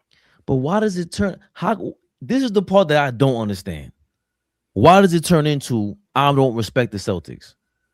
How does it but just because I have these guys that can beat them? You didn't say anything about any West Coast team that I mentioned. All I said was OKC's the best. But you didn't say you should have more respect for the Denver Nuggets. You don't like more respect for. I say you have to have more respect for. Right. I don't need to have more respect on a team I don't think can beat the Pistons. I think that team deserves more respect. Me, not you. You don't have to. Me. Also, it's a great point about Joe Mazzulla, but I think the Knicks can overcome Mike Brown's bullshit. We shall see. Against the Celtics, By the way, I hear what both of y'all are saying, and it's give respect here, give respect there. We need to give more respect to the Knicks. A lot of players are having a great season from Detroit and Boston. But to my recollection, we have one of the best players when it comes to playoff basketball. We have a player that steps up tremendously when it comes to playoff basketball. Michael Jordan numbers. You said that to make yourself feel good, man. No, I didn't. You aggravated, be aggravated, but don't start bringing up Jordan. You said facts. You aggravated. I'm bringing up facts. I'm bringing up facts. I'm just saying. I got you. I heard you. We talk about the regular season is over. It's over. So now we're talking about playoffs. What Allen Iverson said? Playoffs, right? Playoffs. Yeah, we talking playoffs. I know what he said. I know what I'm doing, brother. I know what I'm doing. He don't give a fuck. I know what I'm doing. What's my guy? Are you taking it away? Yeah. No. Go ahead. These guys? These guys? Our guy has been proven in the playoffs. And at times, he has been proven as one of the best players in the playoffs. So we can talk about how great Boston is. We can talk about how great Pistons is defensively. But let's just not forget we have one man, one band, one sound, and he comes up huge in the playoffs. Now, granted, I get new coach. So that's definitely, something to think about. But if you telling me who was the best player in the playoffs the last couple seasons between Cade, Jaylen Brown, and Jalen Brunson, Cade's not even in that conversation. Now, granted, a couple seasons ago, Brown, conference finals MVP, finals MVP. But last season, who was the better player in the playoffs? Why is that going to change now for Brunson going into the playoffs? So that's why I said, to me, this is a three-headed monster, and it's going to come down to the wire. And I can't wait. We here now. We can't run. Let's get to it. Yeah, Chris Dragnet threw a name out there y'all don't want to talk about. He's not here. What are we talking about it for? He's not here. Talked about who? Why are we talking about Halliburton? He's not here. Because he played better than all of them. But he's not here to play today. All he was throwing a name was out there that played better than all of them. But that's where you want to gloat, but he's not here. Why would I bring up Halliburton? Are we going to see Halliburton in the playoffs this season? No, but since you bring it up, you the same guy that was talking about nobody got better under Mike Brown. All of a sudden, we're going back to Jordan numbers. You sure you're going to get back to Jordan numbers under Mike Brown? Once again, you want to bring up Halliburton, and I'm saying, what's the purpose of me bringing up Halliburton if he's not going to be in the playoffs this season? Cool. You want to move past that now? You're right. No, you can't make me move past anything, brother. No, stay there. What was the purpose of that? Because he's bringing up, but you were talking about the best players that played in the last couple playoffs. That's what you were talking about. That's currently playing now. Cool. And that's all it was. So what's the point? You're not talking about Halliburton right now because he's not playing right now. He can't play right now, right? We're going to talk about that for 5 more minutes? That's a fact. He's not playing right now. But he was one of the best players, if not the best player, last year in the Eastern Conference. That's it. But what's the purpose of saying, another name was brought up? He's not, there's no purpose for me to bring him up. We're not going to play him in the playoffs. We're not going to see him in the playoffs this season. We know what he did last season. But what the fuck is me glazing him for if he's not going to be seen this season? I don't know. He bumped us out the playoffs twice. Back-to-back years. He was a part of the team that bumped us out. So you're right. We ain't going to see him this year. All right. So he was part of, he was the last guy to knock us out. Whoever that was, I give him what he wants. This season, the playoffs, Cade, Halliburton, Cade, Brunson, Jaylen Brown, Halliburton. Who's going to be the best player in the playoffs this season? Give me that again. Cade, Brunson, Brown, Halliburton. Give me in that order who's going to be the best player in the playoffs this season. Be on the list. That's my point. Fuck is we talking about him for? Okay. But I'll give y'all what y'all want. Come on, man. Fuck Halliburton and the Pacers too. What the fuck is we talking about? Yeah, they're a non-factor for sure. They're a non-factor. And Halliburton knocking us out still doesn't take away how good Brunson was in the playoffs up until that point. Because if I'm not mistaken, he was good last year against them.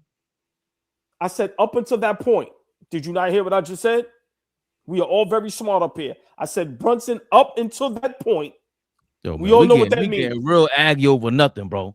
Nah. Jalen Brunson did not play better than Tyrese Halliburton last year. That's all it was. You just always that point. We keep moving the goalposts every time you want to bring up a point. Flea, did you hear what I said? It was this season. Now it was last. We're gonna go back to last year. Did I not say back-to-back season? We got dumped by them, and Halliburton was busting our ass. But up until this point, when Halliburton tore his Achilles, he was better than fucking Jalen Brunson, bro. Brunson was not playing. He was not playing. Bro, and put a Michael Jordan numbers against the Pacers. Nothing. Because you keep cutting everybody off and acting all aggy, dog. Bro, and you just making a point about nothing. I sat there and let you and Fleet talk. I didn't cut anybody off today. What are you talking about?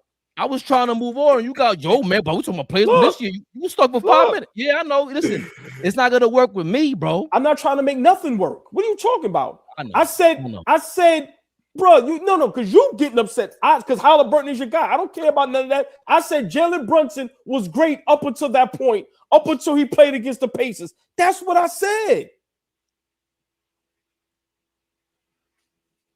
That's what I said. If I can interject, Halliburton shouldn't even be spoken about. So I get what you're saying. Like, what are we even talking about him for if he's done nothing in 2026? Absolutely nothing. So he's a non-factor right now. So I get it. Last season, Brunson beat Jaylen Brown in the playoffs, and he beat Cade Cunningham in the playoffs. So up until we met the Pacers, Brunson beat them niggas in the playoffs. So I'm saying that's what I have going forward for this season in the playoffs. So that's all I'm saying. While Steven and everybody's talking about Celtics, while we up here talking about how great the Pistons are defensively, I'm saying we have something that's great as well. He beat both of them niggas in the playoffs last season. So we have something to hang our hat on. I just don't understand how Halliburton got in this. He ain't playing this season. We got our work cut out for us. So the fake bravado and the irrational bravado from all the Knicks fans, we still got work to do. So we concerning ourselves with combating these dirty ass niggas from Detroit and Boston and no strays and all that. Honestly, we need to focus on ourselves. Like, fuck them right now. We need to focus on ourselves and what we doing and how we gonna approach this postseason. We could get caught up with the goofy shit and the back and forth with the fans and the this and the that. At the end of the day, the Knicks got an opportunity to do some shit, and they need to be focused on what the Knicks can do. All this assessing what these other niggas is doing, these other niggas got work to do too. This shit don't just happen because you show up or because you won 60 games in the regular season or because niggas told you was great. Niggas got to show up in the postseason. So we getting hung up with all these other niggas. This is Knicks rehab. And at the end of the day, we got work to do, flat out. And we're going to see who shows up in the postseason and who doesn't.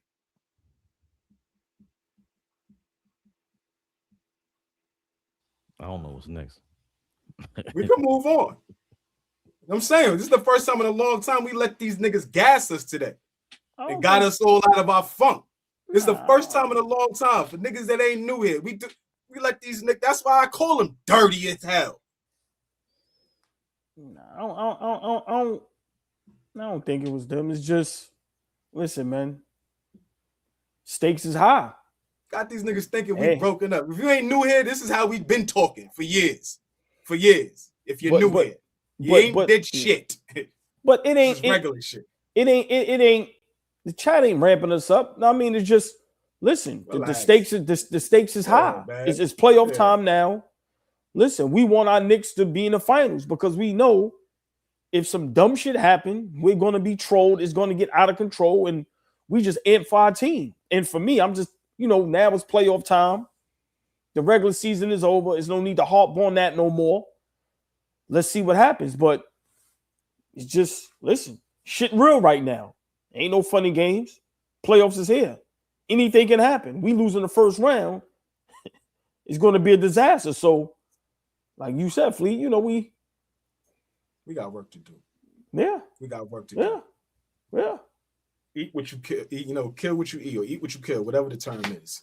Like, whoever's in front of us, that's what we need to be focused on. So the topic went off way too long. Man. What you got, Ray? What you dialing up, baby? Shit, I've been trying to dial up. You right. It was going for too long. I was trying to say it, but shit happens. Nigga, we passionate, nigga. People complain. Look, you can't win. My fault. My suit and tie and prep up. I apologize. Yeah, you know who's worked up? No fake get man. Just shit in order, nigga. Fuck out of here. I heard you. JJ Redick. It's better than JJ Redick and them Lakers going through it. Worse than us. I think that's ESPN. Try to give you the credit. Little confrontations with the Lakers. Boy, oh boy. We were saying he was a dick. But there's more than that. There's more than that. JJ Redick didn't care that his man that he called a timeout for to get subbed out after 60 seconds of play was mad at him. Get that nigga out of there. No, it was worse than that, Flea. He said, you know what? I'm not tired of talking about it. I'm going to do like AllBall and just talk about it.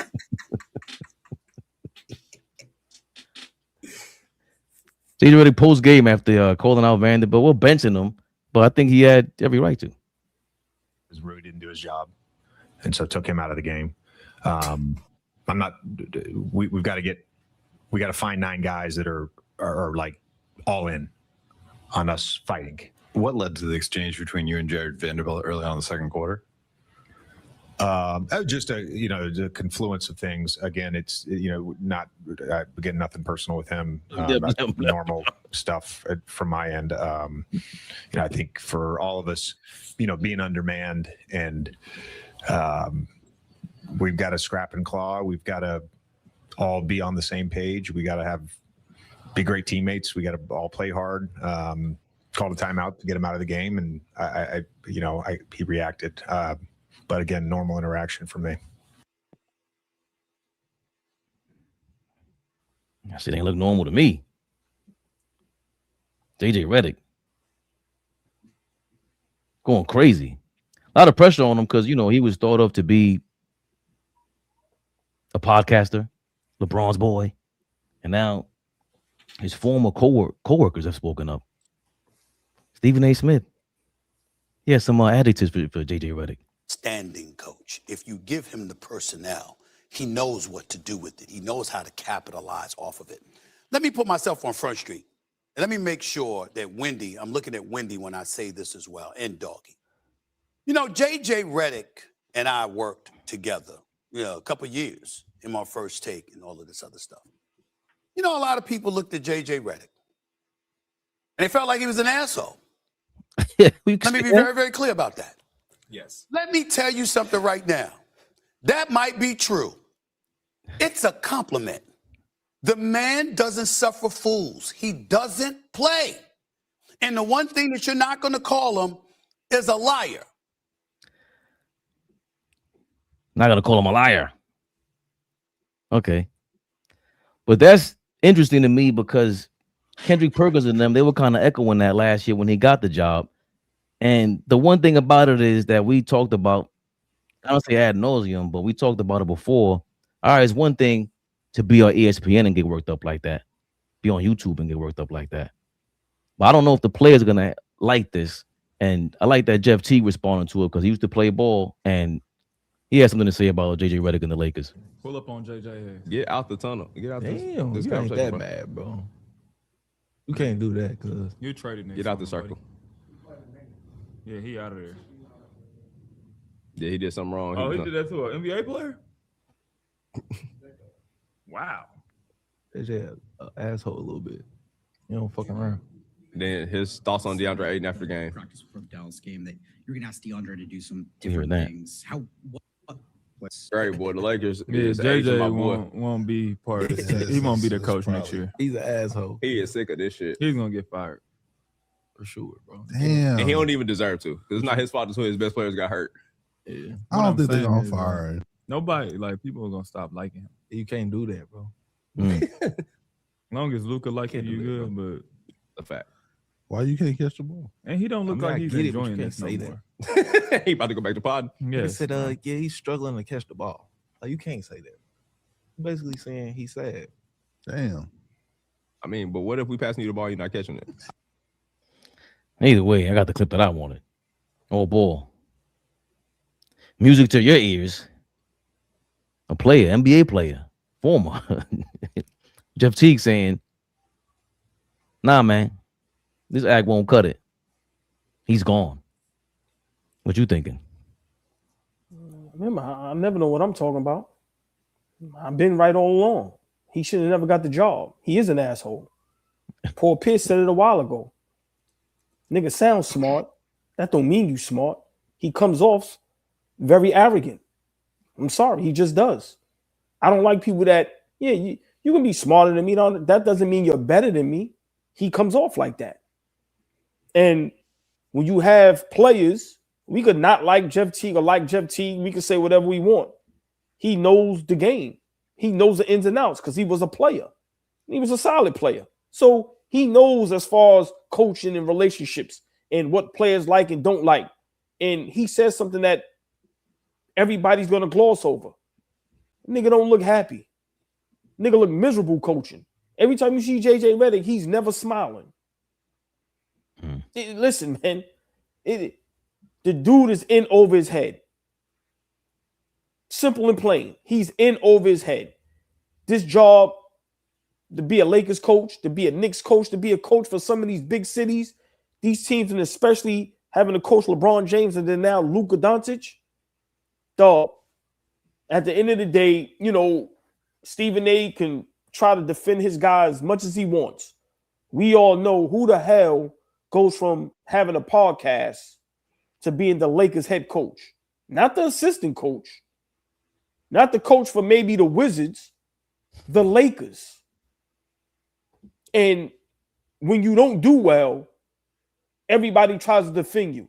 No, you had LeBron and Luka in the playoffs last season. You lost in the first round and won one game. And now it looks like you're going to have another first round exit. I don't care about the injuries. Miss me with that. You're the coach. So for me, I've been saying it, right? At the end of the day, Darvin Ham got fired after being in the conference finals. And they say the players didn't like him or respect him. Does it look like the players like or respect JJ Redick? Why does he still have a job? But Darvin Ham doesn't. I also said Darvin Ham shouldn't have got that job. Once again, we see Milwaukee Bucks coach get fired after what was Griffin. Why he can't get another job, but JJ Redick still has a job? Fuck out of here. These niggas be defending these dudes. I said it. People thought I was wrong. Big shout out. To you? JJ Redick will be, JJ Redick will be fired. And he should be fired because it's another bad season. That's just what it is. You went out on a limb with the Bronny James thing, right? And now you have a player confronting you live. And then you're bashing your players like it ain't even in the locker room, where it is different if the player comes out and says, yo, JJ Redick said this about me, I don't like it. No, this shit is a mess. I love it. I can't stand the Lakers. And I've been saying this. I'm not a fan of JJ Redick. Yeah, he had a great platform and he did his thing as far as, podcasting, but as far as coaching, pack him up. I love what I keep forgetting his name. I'm sorry, yeah, T. My last point. I think by him saying that, when you think about it, this whole season, JJ Redick looks like a madman at the podium and on the sideline. He never looks happy. He looks stressed. He looks like he wants to fight every game. Listen, I think he's done. Should have never got the job, and he should have been fired. He should have been fired this season. I thought it was some moments that he looked a little happy at the podium plate. Just as of late, Luka, Austin Reeves go down. It was up and down when LeBron came back. But now things are hitting the fan because Vanderbilt went flea on him. He went on JJ Redick. What are your thoughts on fire JJ Redick? He's done. He's cooked. Bye-bye. I always go back to like coaching, right? I value coaching more than the average, right? Because it's always, all right, we'll fire this nigga and go get who? Bring somebody else. Like, so for me, I always feel like if a guy gets the opportunity to coach, especially on that level, like that's a hard job. That's a hard fucking job. So, like, Jeff T, real quick. Jeff, you came in as a rookie. You played for Mike Woodson. You played for Nate McMillan. You played for Tom Thibodeau. And you won a championship with Mike Budenholzer. I name all those guys because all four of those guys are going to hold you accountable. They're going to coach you. They're going to be serious about coaching. They're going to pull you out the game. If you watch 520, there's enough stories that Jeff T goes through about how Mike Woodson used to yank him, out of games because he's not performing well. So for me, I don't. Jeff T is podding. He's being a podcaster right now instead of being a real player, a real former player. So we always want to respect what former players have to say, but we want the former players to tell the fucking truth. Don't get up there and just be entertaining. We come to y'all because we want to hear real life experiences and not the goofy shit that we could do here. We want some real shit. And I just don't feel like that was real shit. You've been coached hard, brother. You've been coached by some guys that's going to hold you accountable. And for me, all I see is JJ Redick holding niggas accountable. You saying to a number one pick he can't catch the fucking basketball? And there's clear film that shows the nigga can't catch right now. So JJ Redick got some nerve to say his starting center can't catch the basketball, so he deserves to lose his job for that. Like I don't know what you niggas think coaching, how easy coaching is, and how you could just fire a nigga, get rid of Tibbs, and we gonna be all right. I don't understand how y'all think that coaching is just this easy thing to do. Because if it's easy, anybody could do it. And it's not that easy. It's not that easy. So I'm more commenting on Jeff Teague and how he took a stance on he ain't a good coach, he gonna lose his job because he's holding niggas accountable.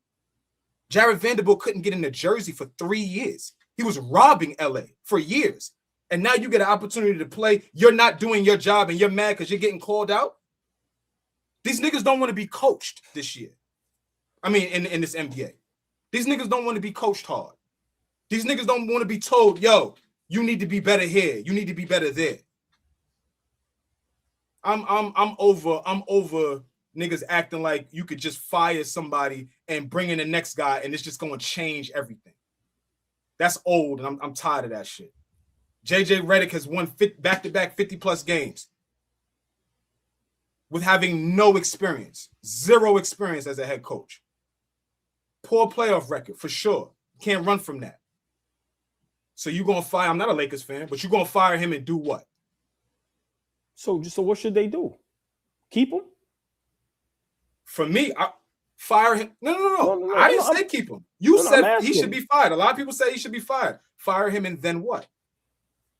You find a new head coach. But I'm saying, you talk, and that was the sentiment from the Tibbs situation. Your sentiment with coaching is so like laissez-faire, so matter of fact. Like who cares who we bring in here? And it's not. That can't work. OG can't. No. If you see a problem, you get ahead of it. What do you see in 2 years that JJ Redick should be the coach of the Lakers? I'm not down in coaching. There's nothing that I've seen that says he shouldn't be. We're making excuses for a coach that's holding a player accountable. That's where we're at right now. We've got to the point in society with watching basketball that the first time a head coach says something to his player visible on TV and then goes to the podium like Phil Jackson used to do, like Larry Brown used to do, like all these other legendary great coaches, some of your favorite coaches used to do. I'll bring it even further. Kerr does it. Spoelstra does it. Since niggas want to say they old. Okay, the newer coaches do it too. Mazzulla does it. Mazzulla is an arrogant asshole but gets celebrated. But JJ Redick is trying his best to coach up Jared Vanderbilt and Gabe Vincent. And his job should be on the line. Nah, I'm more that my conversation is more for Jeff T. That was a joke take. For me, just to respond, I'll let Fabian go. I understand what you're saying.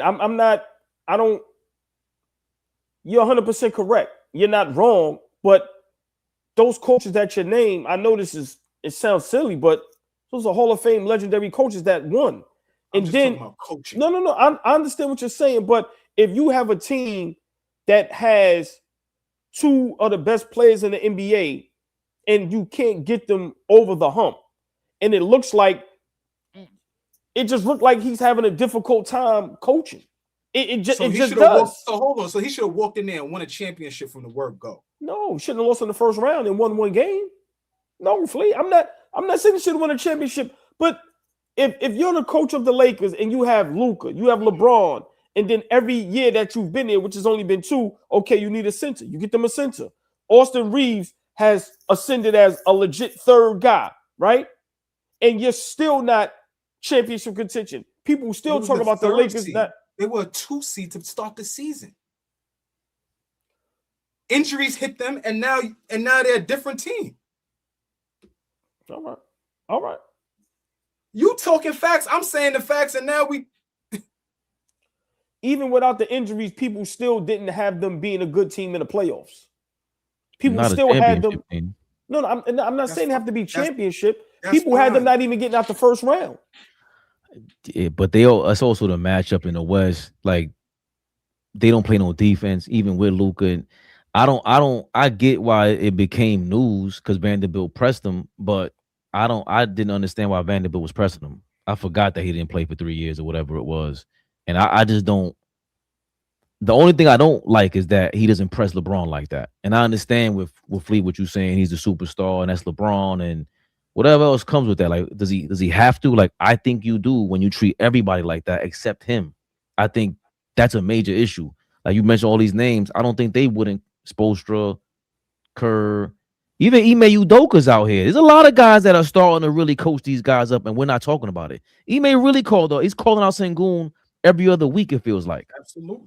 Absolutely. What you gonna do? You gonna show up? You gonna stop taking bad threes? You gonna play some defense? What you gonna do? Nigga, you skilled, you talented, but what else? Why can't we hold a Jared Vanderbilt who's a role player? Think about that. A role player walked out and didn't address the media and thought he was you?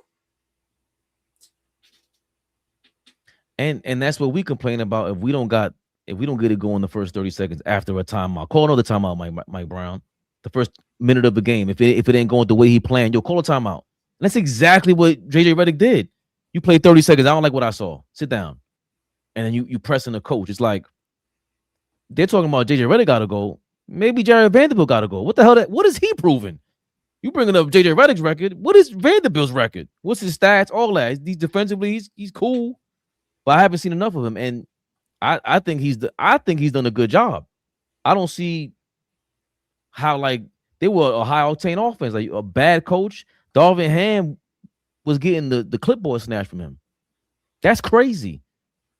That's crazy. JJ Redick, at least he's showing Mr. Podcaster brought some of them players to the court at least.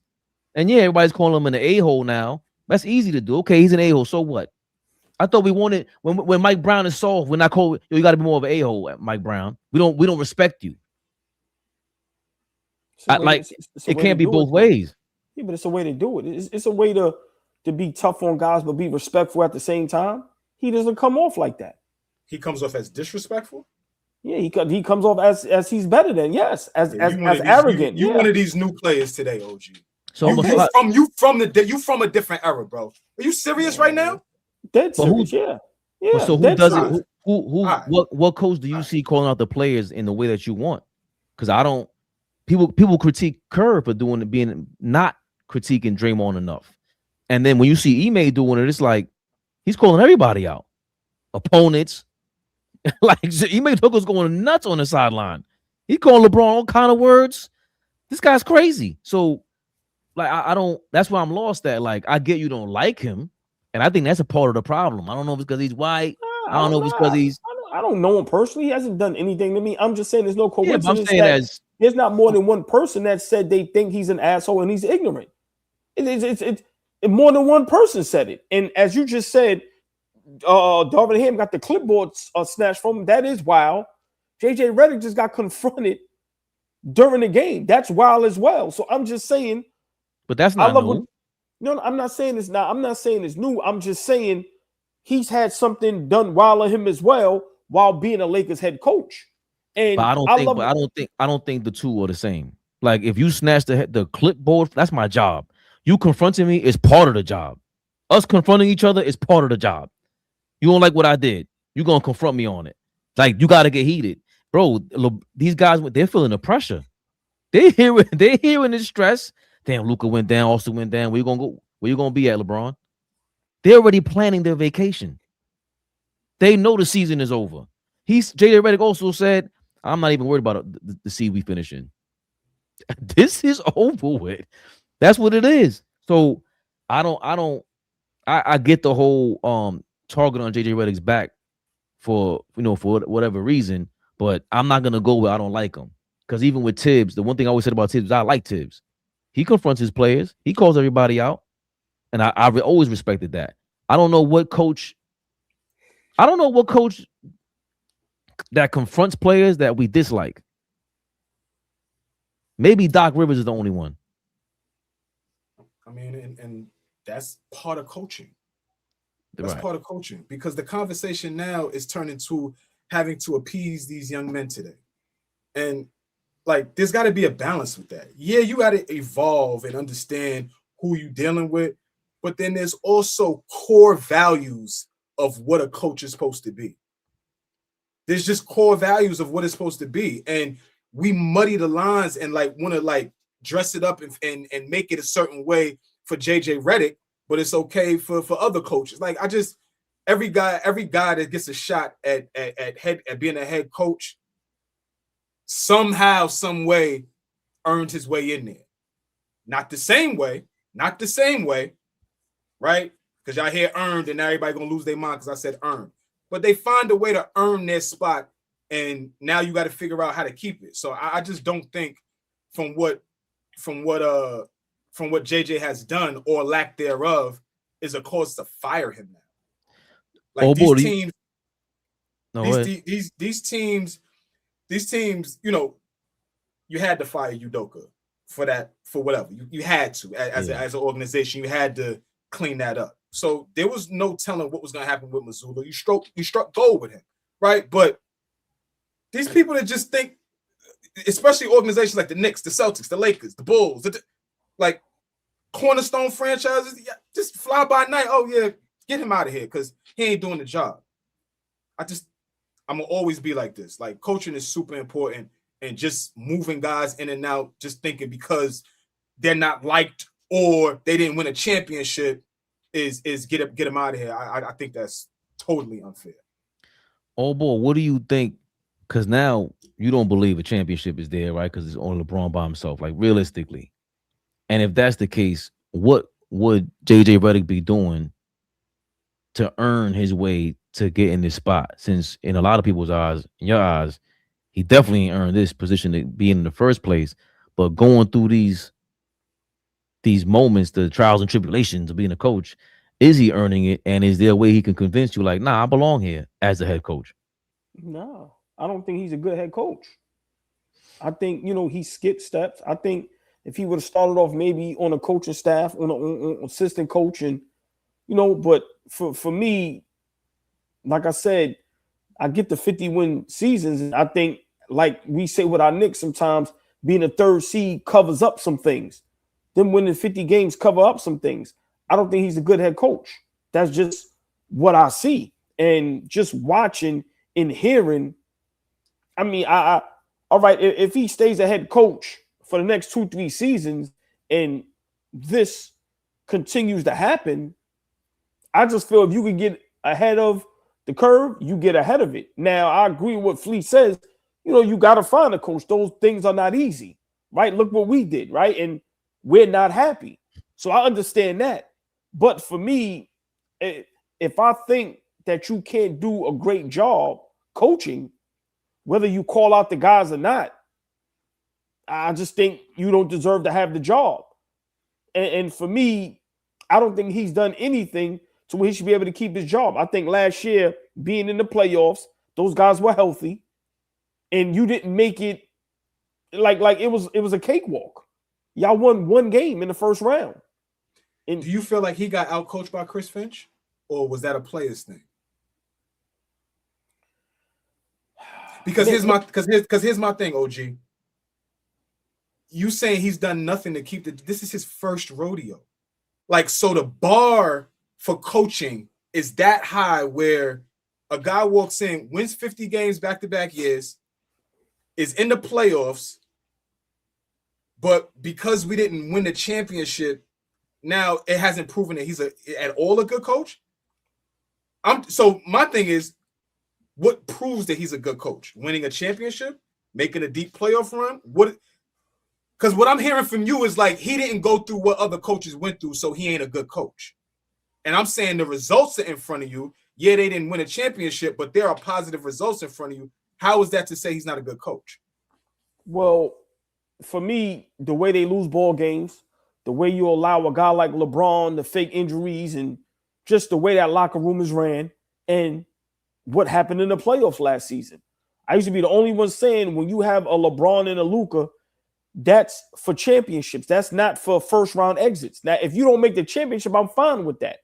If you lose in the first round to a Denver, but it's a 6-7 game dogfight, I can respect you for that. Your first year, you won one game, and then you come back this season. No, I'm just as a first year coach. I understand, but you have two of the best players in the NBA on that roster, and I'm just saying another player had that. He didn't even have Luka. Darvin Ham didn't have Luka, and he got to the conference finals. Real quick, pause. Real quick, I'm gonna let you go. No problem. But this is how I know niggas listen with their mouths and not their ears. Please, so you give him a pass for being inexperienced, but not the Pistons. My whole point about the Pistons. But you see, niggas love running their fucking mouths, but don't listen with their ears. Can you take that down, Fabian? I don't know how to do that. I wanted to give Rap 920 the love that he was looking for. That's why I know niggas listen with their mouths and not their ears. Yeah, because you never said it's amazing, bro. It's amazing, bro. You don't even have expectations for JJ Redick. You're just saying amazing. Yeah. It's amazing. We love y'all though. Amazing. Let's get to these super chats. I think it's time. The fuck was that? I don't know. But Ron Lee Kid, he be showing love like even when we're not online with the Cash App. Thank you for your $5. Go New York. Go New York. Where were you an hour and a half ago, man? Good shit, Riley. Appreciate you. Crazy. How many more super chats we got? El Don. Brooklyn point guard. Not gonna front. I'm with OG on this one. Beef Stew is an okay defender. Oh, yeah, we read that. King's Speech. Obama was senator. It's a new season. OG, relax. Y'all ain't one shit. Guru, thank you for your $4.99. Y'all got the second highest payroll. Fired a good coach. Hired a dumbass. Haven't been on one seat since Riley was there. Y'all underachieved plus zero chemistry. Thanks for doing your Googles. I'm up against that with my argument with Flea about why we're gonna beat the Celtics. Brooklyn point guard, thank you for your $5. Can y'all say the Knicks' best ball is better than Boston and Detroit, or y'all disagree? I'm saying our best basketball is better than the Celtics, and I'm not sure about Detroit. I don't know about both. Yeah, I'm not sure. I'm not sure. The Knicks have not encouraged me, so I'm not sure. We'll see. Mike Brown hasn't encouraged you. Oh, ball. There you go. Man, I ain't gonna be sitting up here trying to convince these guys no more, man. We see you in the playoffs. Fact. Hey, Flea, what if the difference in the playoffs between the Pistons, Knicks, and Celtics is the coach? Be cool. These niggas from Detroit different. Be cool. I love you, Ray. These niggas is different, bro. That's how I know they like. Because I said, did I not say that? Did I not say that? Yeah. Like it's. Did I not say in the beginning when we was yelling and going berserk? I said it's a three-headed monster. I said, but it's very possible that we have the worst coach out of the three. We said that. But I think that was him. I think he was being sarcastic and hyping Flea up because that's what all Flea's been saying since since August. Ray Floyd is one of those. Big shout out Ray Floyd. He an asshole. We on your head top. That is it. Damn, I did have the thumbnail like that. Nah, I wanted to hear what you had to say, man. I know it's 10 o'clock. I'm sorry, old boy. Had to say about what? Stephen A. Smith extorting ESPN and everybody who rolls with it. Yep, I'm saying it. We got the words, we got the verbiage. Yeah, extorting. Stephen A. Smith is quoted. He says people, including athletes, have been trying to get him fired, but he's untouchable and tells everyone to be careful what they wish for. There are many folks out there who want me done. They want me fired. They want me taken off the airwaves of Sirius XM. They want me taken off the airwaves of ESPN. Good luck with that.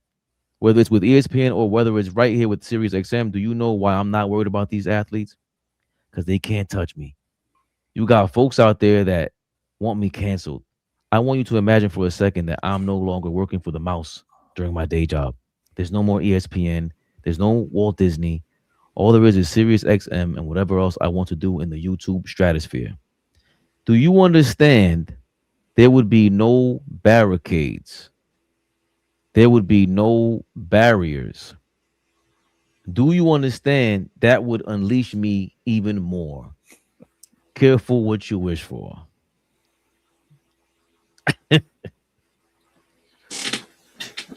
I just thought this was a very, he's definitely dramatic, right? But that's a weird threat to put on everybody you're associated with that you've ever done anything sort of journalism with, old ball.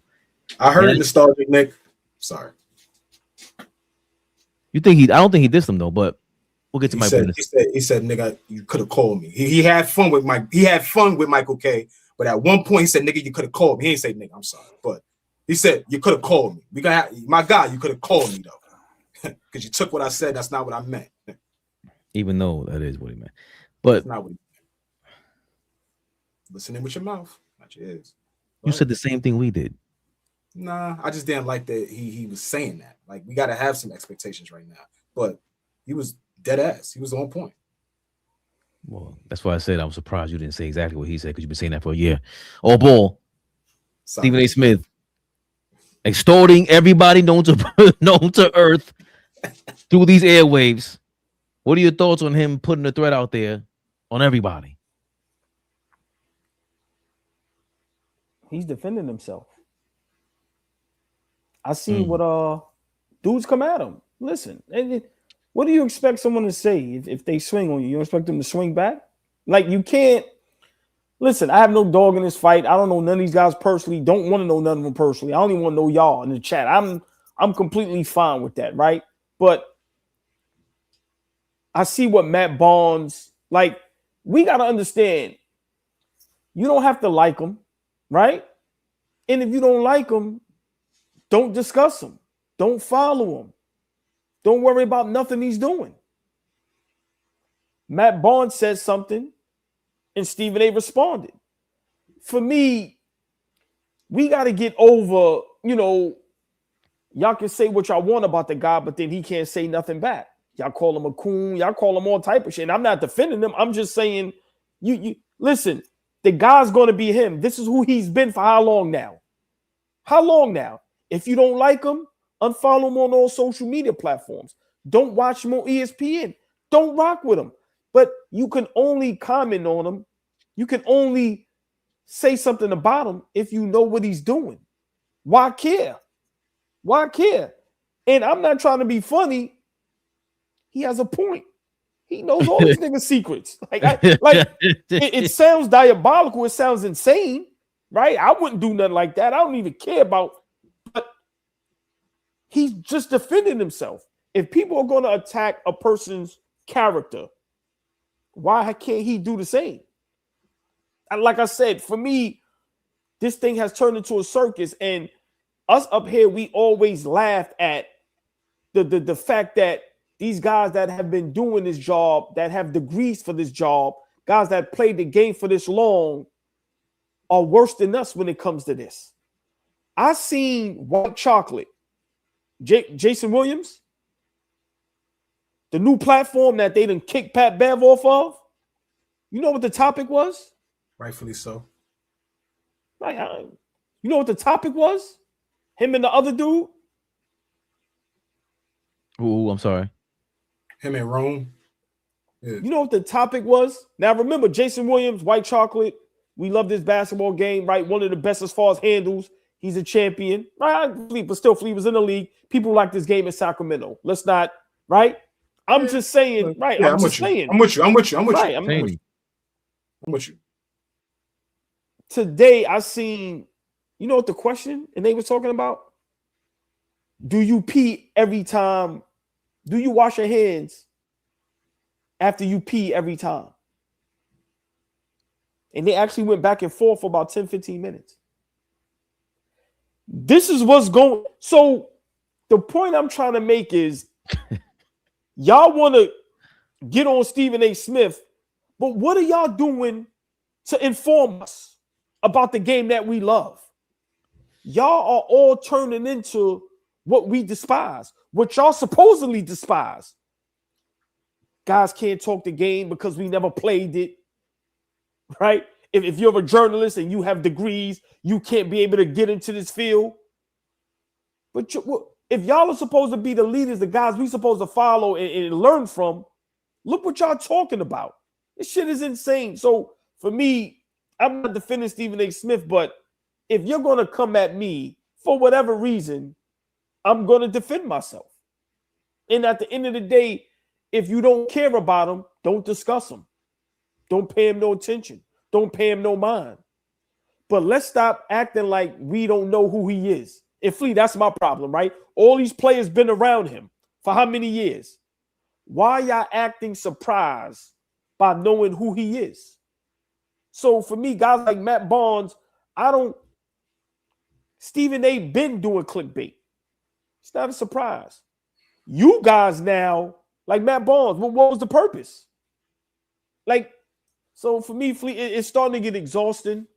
And these guys, for me, they're showing me what not to do. Y'all have platforms and y'all are doing no good with them. None. None. I'm sorry, right? I don't know none of y'all. I don't want to know none of y'all. I don't have no dog in this fight. But you have guys that played in the NBA for 20 plus years. You have guys that have been journalists and analysts for 20, 30 plus years, and they are teaching nothing. Literally nothing. The guys that play the game ain't teaching us basketball, and the guys that are journalists aren't teaching us journalism. It's listen, they are hating on Stephen A. You call it what it is. They are. Because where I come from, if you constantly discuss somebody and worry about what they're doing, if you don't rock with them, why you worrying about what they're doing? At the end of the day, don't pay him no mind. Don't pay him no mind. It's starting to get too weird. It's starting to get too weird. And for me, I don't understand how people are still falling for Stephen A's tricks. Because what happens is when you meet him in person, if him and Matt Barnes run into each other, there's going to be no fisticuffs. There's going to be, let's sit down, let's talk. Next thing you know, they on each other platforms apologizing. And oh, my fault, it's all content. It's all bullshit. But for guys to continue to act surprised listen, Stephen A. Smith is doing what he's been doing. I laugh. It's entertainment for me. But for everybody to be getting their panties in a bunch and talking crazy and tough and acting like they talking in an investigation room, and man, listen, these dudes are so my last point, these dudes are so disappointing, honestly. Like, I'm not gonna even lie. That's why, Flea, I agree with you when we talk about Austin Rivers, right? Like, I'm not saying my brother has calmed down to your left. He's calmed down. Don't excite him anymore. He said, I can't give Austin Rivers love. Slow down. No, but do that offline. Only one of us. Right, but in all seriousness, like these guys have let us down tremendously with their platforms because there's so much they can do. I'm not saying you don't have to do clickbait, you don't have to feed into the BS, because that's what the numbers say you need to do. But at least mix it up a little bit. You like these niggas turn literally into gossip channels, and then now they're having fights on air. Niggas with $100 million contracts. So for me, Fabian, if you leave Stephen A. Smith alone, what is he going to say? What is he going to say? It's getting too weird out here for me, bro. Keep them niggas away from me, man. I don't want to meet them. Don't want to talk to them. Don't want to do business with them. I don't want to have no. Nah, I'm straight. These dudes is bugged out. And everybody's getting caught up in the social media world. That's the sad part. These niggas can't even break down the game. That's how far removed they are. They can't even break down the game. These niggas up here talking about, do you wash your hands after you piss every time? NBA champions. Everybody talking about politics. What are you doing for your city? For your town? What are you doing for the kid? What are you doing? What? These niggas is rapping. These niggas be looking crazy. Like, hey man, listen, get all them niggas out of here. All them out of here. I'm done with all them dudes, man. Like, seriously. I don't understand. But I can't blame Stephen A. Smith for, you talk about me, I'm gonna talk about you. And he's right. Y'all keep fucking with me. A lot of you niggas got some dark secrets. That's what Matt Barnes said. Like, he was the go-to guy. He does have our skeletons in the closet for everybody. I'm just like, mighty humble of you, Matt Barnes. Flea, I am interested in what you have to say. I'm interested in your thoughts. Raw and uncut. You've been very patient today. I will say your poise is amazing. In all seriousness. Learning from the best.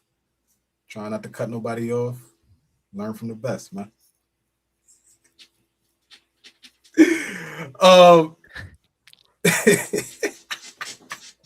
Listen, man, listen.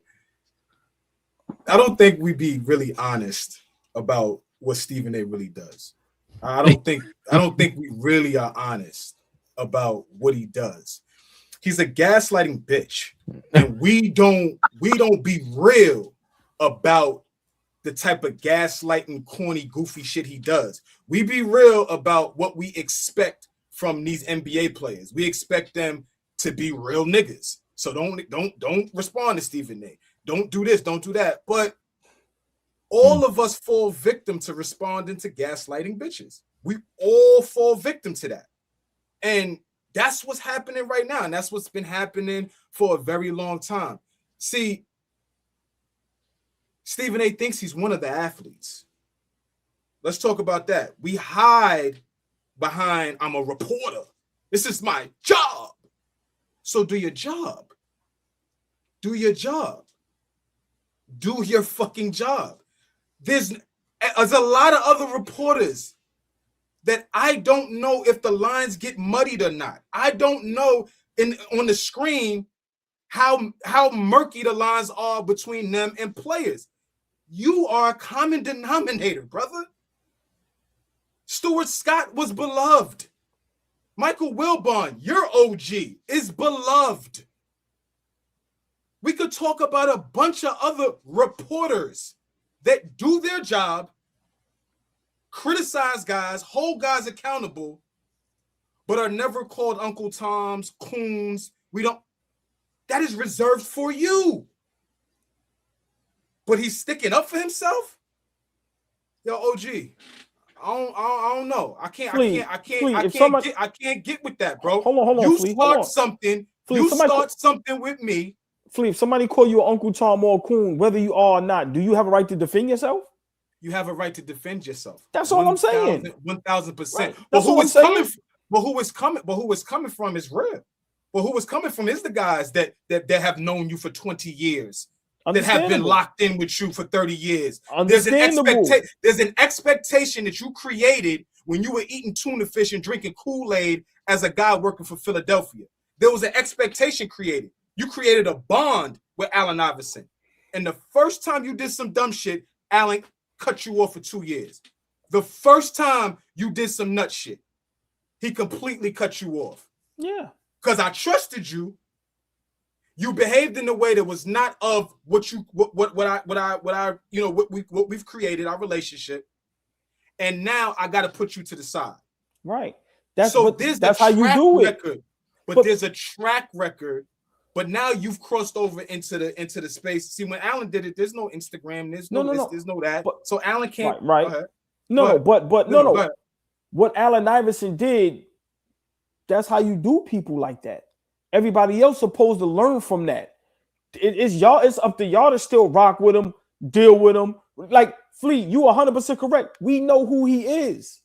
So sometimes, but I think that's it, OG. I think the players knew who he was, and who he is today is not who he was. He's grown. That's really my point. He's grown into somebody that's in stuff. They can't take it. They can't deal with it because he talks as if he's a former athlete. Right. He talks from a threatening tone. He talks from the position that he comes from, OG. It's not about if he needs to defend himself. Do you? Flea, you can't do you. But they give him ammo. But Flea, they give him ammo to Flea, a nigga like that. You have to have tough skin and you have to ignore him. If you don't ignore him, a la a perfect example, Josh Hart. Bro, ignore him. Because if you don't ignore him, you're going to get into it with him. You're 100% correct. 100% correct. But when he gaslights, let him gaslight by himself. Leave him alone. Because we know what's going to be the result. Him and Jaylen Brown. That was the weakest talk interview ever. That's what's going to happen when you see him. Ain't nothing going to happen. He ain't going to do the mafioso talk. You know, pressed him though. Ran up on him and pressed him though, right? He said a couple people. I don't know. Who'd you see with your own two eyes? There's a king. Oh, your man Braun. Right. And hold on. Now, hold on. That's a perfect example. He kept trying to gaslight it. What LeBron did? Nothing. Now look, bro, you talking to your. So now when he brings up LeBron still till this day, you talking to yourself. Nobody even pays it no mind. It doesn't go viral. But LeBron knows if I say something back, or if I say, bro, leave him alone. We give him the light, the gaslight the bitch. You 100% correct, Flea. You spun it on me. You 100% correct. But at the same time, every human being has a right to defend themselves if someone talks about them. I'm saying no matter what. Look at Big Boy. What's the big dude that don't nobody like on YouTube? Him and Stephen A was going at it. Whitlock. Nobody pays him no mind. He's sitting up there talking to himself. But when you give him ammo, that gives him content. Think about it. Bro, he done got ostracized. Nobody pays him no mind. And he sits up there and talks crazy. Bro, you got to know what you're dealing with these dudes. If you feed into it, this is what you create. Bro, Stephen A has been who he's been since the Allen Iverson days. He ain't changed. He just evolved. He's still that person, bro. But at the same time, Matt Barnes and them, y'all are just as wrong as him. Bro, don't pay that nigga no mind, dog. What's the purpose of me? Bro, Matt Barnes, these niggas up there. Yeah. It's gonna go talk that. Bro, he's looking at you going, got it. Look, you ain't never lied with you. That's a fact.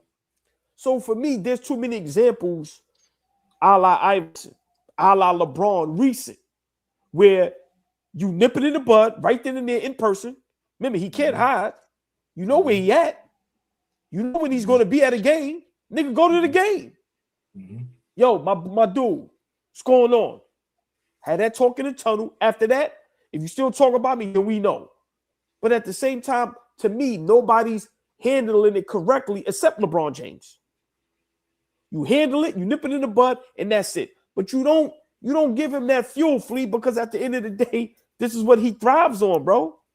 Every time you say something to him, he's going to make 100, 200 bands. Easily. The response, and then, yeah. Kidding me? OG circle game. OG circle game. Yeah. That's my OG. You know how he's his expensive. Now he got me agreeing. Fuck out of here. Toddy. Nah, you my brother. I know what it is because a nigga gaslight you and you'll go crazy. And it's like, bro, you can't change what they say that shit, leopard spots or whatever that shit is.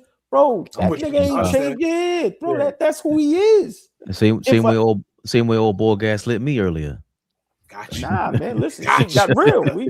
Gotcha. No, but come your ass here. But to the last point, Fabian, I just want people to understand, like, sometimes in life, you gotta blame yourself. Flea, if I know what that is and I still get in that, if I don't know and I'm blind to it, that's different. But if y'all in the chat go, yo, all ball, do not go down there. They are robbing people down there. And I go down there. And I come back with the rabbit. And then I come back up here and go, yo, Flea in the chat. What y'all shit? Bro, yeah, I got you. I got you, OG. This is who he been for 20 plus years. Y'all are feeding the monster. Because when he get with y'all in a private room, yo, my bad, man. You know, I don't mean none of that shit, though. Bro, he's a New York nigga. He know how to woo you, my nigga. Like, come on, dog.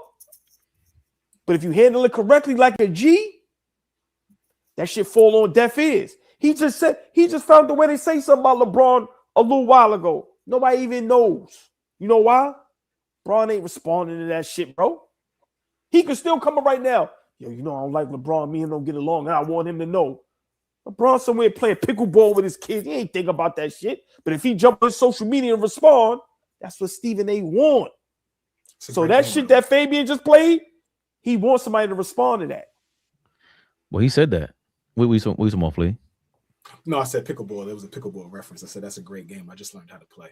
Excellent. Yeah. I think, like you said, they got real, old boy, because that's what happens when you're good. I think Stephen A. Smith and Skip Bayless, people hated him so much, but that's the point, that you're supposed to hate them. And ESPN knew that. They know that. They know it triggers people. Call it gaslighting, call it whatever you want. It works. It works. Like you were saying, Flea. I'm 100%. I understand what Flea is saying. Matt Barnes is the one that came out of nowhere and was calling Stephen A. Smith whatever it was, because he's trying to go political and whatever the case may be. And he just kept going down the same rabbit hole. And Stephen A. was just defending himself. He wants that because he's now going into political mode and trying to show you that he can do this political thing. I don't like how Matt Barnes and everybody who tries to attack Stephen A. Smith acts like they're not in the same game. Like, what was the point of even responding to him if you didn't want attention? You wanted the attention. You wanted to be known as I'm standing on this side and I'm a real one. I'm going to call out Stephen A. Smith. And it was just like, nobody cared about that either. I didn't understand Matt Barnes' point. I'm just more interested in Stephen A. really threatening everybody. And he really told them, I will tell everything about you. You want to take me off the air? No problem. I still got YouTube. Then what? Bro, he's good. He got 100 million. He's going on YouTube, and he's about to go, what do you call that? Superhead style. Hey, Flea, I'm going to be honest. That's what he's going to do. Him 100% on YouTube, niggas making $1 million a month off these. I know it doesn't mean anything to you. I'm just saying. No, I got what you're saying. No. When you say then what, it's just basically more of him on YouTube. No. It's just basically more. It's just basically more. Whatever his show is called on YouTube, whatever day or time he does it, it's just ramped up. It's just okay. Now I got what they say. I got time today. That's all it'll be. Yeah, I went I went somewhere else. I was talking about. See, now you don't have the worldwide leader protecting you. Now you don't have that umbrella. So yeah, you could go get all your money on YouTube, but you're gonna be outside. Yeah, you will be outside. Bodyguards. I mean, You will be outside. Like, and I'm the last nigga to talk tough, but I'm just saying we see it happen. So you ain't got ESPN and Mickey Mouse and all that protecting you and all that type of shit if you go that route. But you keep calling these niggas bluffs. Some of these niggas ain't got nothing to lose. Yeah, but absolutely nothing to lose. But Matt Barnes doubled down on what he said. But Flea, who do you blame for that though? Hold on, y'all. See, this is where, all jokes aside, right? We don't condone violence. But Flea, who do you blame? I condone tightening a nigga up when he needs some right. But Flea, it's a difference between tightening someone up and violence. What I'm saying is it's okay to nip something in the bud diplomatically, right? I'm saying now who wins if you put your hands on somebody, right? Like, who wins?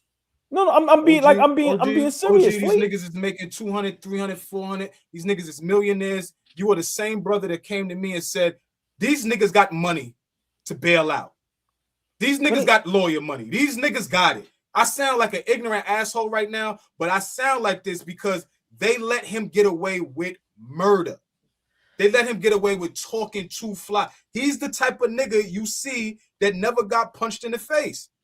Yeah, but never got punched in the face. But wants to talk. Like I don't like them type of dudes. You know what my problem with that is? And then hide behind being a reporter. Right. Bro, he's good. At some point, you got to be like, you know what? He's not good. Jeff Pearlman just told us that nigga's trash. Fine, let me send that to you. He just told us his research is trash. He's not good at his job. Right. Like, bro, but then somehow he's worth $100 million, and somehow he's calling himself a journalist. Somehow he's just getting away with this craziest scams. That's why it's so important to be like, and got a scholarship. He told us a walk. He got a scholarship from hitting 20 straight 3-pointers. Everything, and he's been proven to be a scammer. And it's still like, bro, he's good. At the end of the day, you got to go, you know what? He's good. That's the only thing you could do is what AllBall said. I can't mess with homie. And unless it's the most, I gotta need, you got to be the last resort.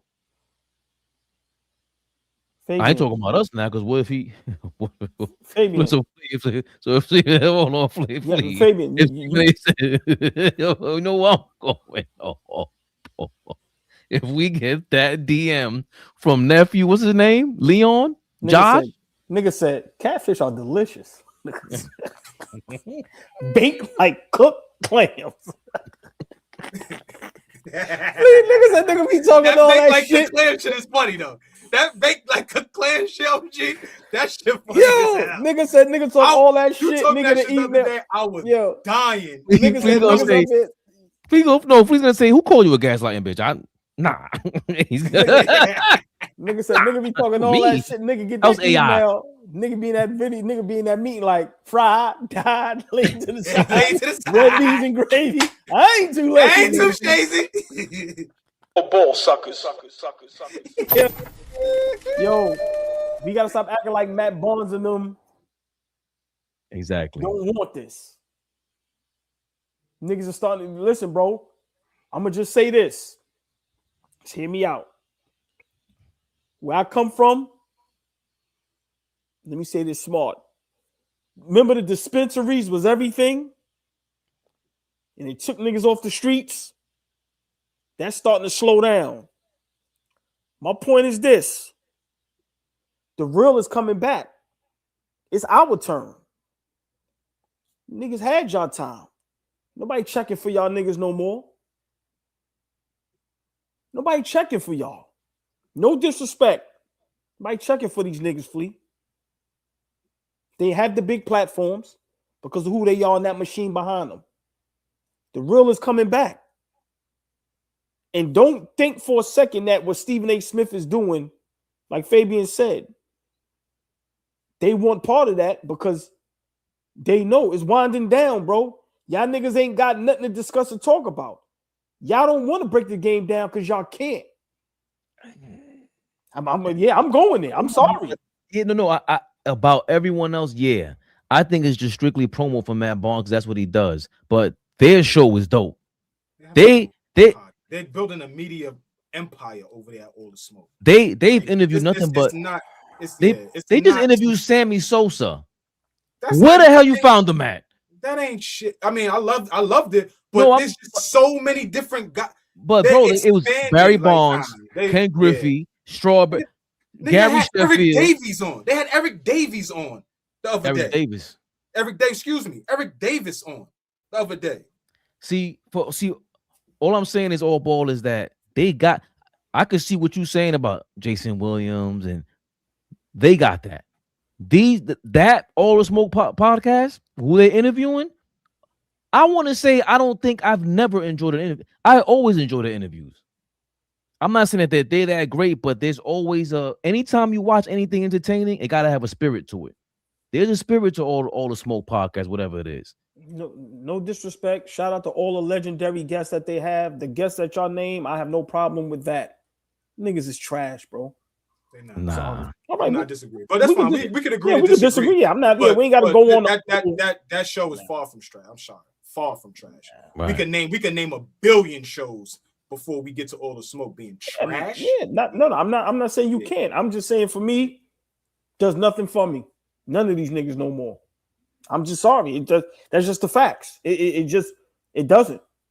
And I think they know that sort of way to get into the algorithm, the way to keep afloat. We beef with Stephen A. Smith. Yeah, but I'm saying that's the promotional side. But again, that's going back to the Caitlin Clark conversation. You can't just pump anybody up and expect stardom and expect greatness out of it. To me, that All the Smoke thing, out of all these former podcast shows, I don't know which one is actually better. Like Gilbert Arenas is good because they have their thing, but they're not interviewing people. And when they do, it's not that. These are really good interviews. The Dame Dash shit was crazy. I remember it's anytime I click play on their videos, I usually end up enjoying it. I hear OG, the well is drying up. I don't think they're a part of it. I can agree with what you're saying. They are not the prime example. There's a ton of other guys where that well is drying up. Yeah, listen. I hear what you're saying, and I'm not disagreeing with that. I'm just saying when you have to beef with Stephen A. Smith for no reason, to me, that's not a coincidence. So real quick, that's all I'm saying. HB Link says the pivot is better, right? I totally disagree. I like this show too. Right, I totally disagree. But even he gets into stuff. Ryan Clark is always doing the same thing. He just was beefing with Cam Newton. They're all doing this. So it seems like they all got to take right for a reason, bro. For a reason. And people they working for is letting them know. Y'all want these deals, the numbers got to stay up. Right. Do whatever you got to do.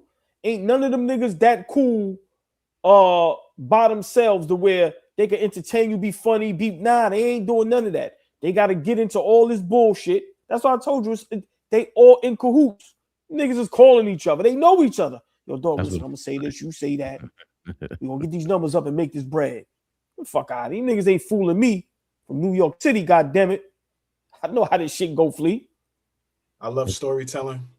I love chronicling stories. Yeah, me too. Live will be back soon. So y'all look for that. But I love storytelling. I love guys going back and educating us. And for me, it don't even got to be about the game. It could be about stuff that we just don't know. And I learn something anytime that I watch whoever they have on. So I hear what you're saying. But for me, there are a few places, if we talking about the space, there's only a few places for me that I go to get my fill of hoop talk or, chronicling stories, docs, all it. Yeah, so. No, I agree. I'm just saying for me, I'm trying to make my last point. I know we got to get out of here. I'm just saying, what's the purpose of beefing with Stephen A. Smith? What's the purpose of, Ryan Clark and Cam beat? Like, what's the purpose, right? If we have these dope platforms with these great guests that we can tell these great stories and be informal, right? Mm-hmm. They know what they're doing.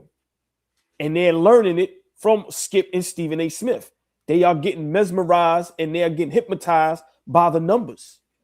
So for me, that's the point I wanted to make, right? I ain't gonna say nobody's trash. Excuse me for that. I'm just saying these great platforms, y'all can do Get so your point, much though. good. What's the purpose of that when you don't have to do that? When you have these great guests on, right, Flea, you can tell these great stories, and that's all I'm saying. That's not the algorithm. According to Rap 920, that's what we're doing with the Pistons fans and Carsino. That's smart. I mean, we're doing something right. They show up pretty often. So salute to them. Salute We to doing them. it all. We doing it all. You see the He knows the hashtag? You see the hashtag? That's good. Yeah, rap. That's what I'm there, baby. That's what I'm talking about, dog. Rap Male 920. Karen. I love that. Right. It's I love that. medicine in the candy. Big Male shout out. Karen. I like that. My real last point. What you just said was great, but we doing it organically. We don't plot and plan that shit. It's organic all the way. Fact. Appreciate you though. Fact. I ain't never been called a male Karen. I like that. That made me laugh. I like that. Big Flea. Never the little one. Rap, you did what you were supposed to do with that one, big dog. I always try to give kudos on some fly shit. That was cool. Sometimes. I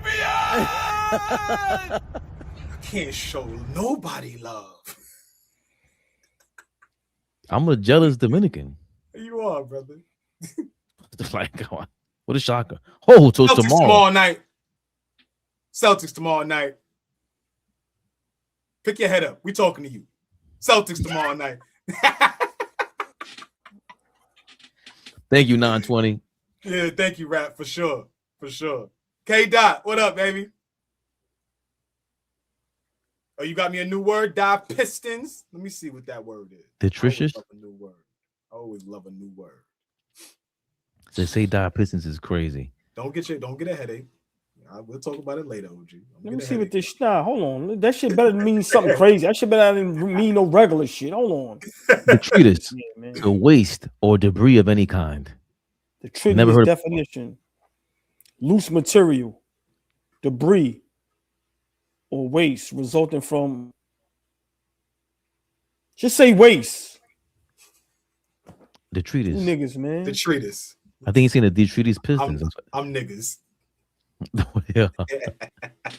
AP 8 o'clock?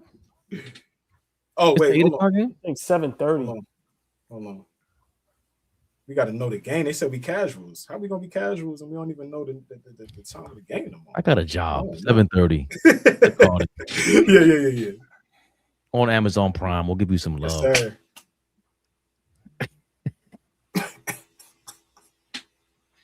It could have been anywhere else. The treat is pistol. Super chat. Is more super chats, King Speech? We read yours. Thanks for the reminder, though, King Speech. Yeah. Or make sure the Cash App. Yep, Cash App is good. Yep. We read all the Cash Apps. Thank you. Who said Cash App was the devil? I wasn't here yet. I think I read that was Elton. Yeah, Elton. See, if you got Zell, let me know. Or it was the other one. No, don't Zell, because it's gonna go. Let me be quiet. Well, tell on yourself. Straight to you. No, straight to your ass. It was a great time tonight, guys. Highs and lows. The emotions were high, and then we pulled things together. You soft. That's the problem. You soft. That's the problem. You soft. Tough guy. Fuck out of here. I've heard that before. I love you, Ray. You know that, boy. Get us out of here, man. It ended pretty favorably for me. Have a good night, man. AllBall TV. They scared, but I'm not. They don't like comentario. Y suscribe.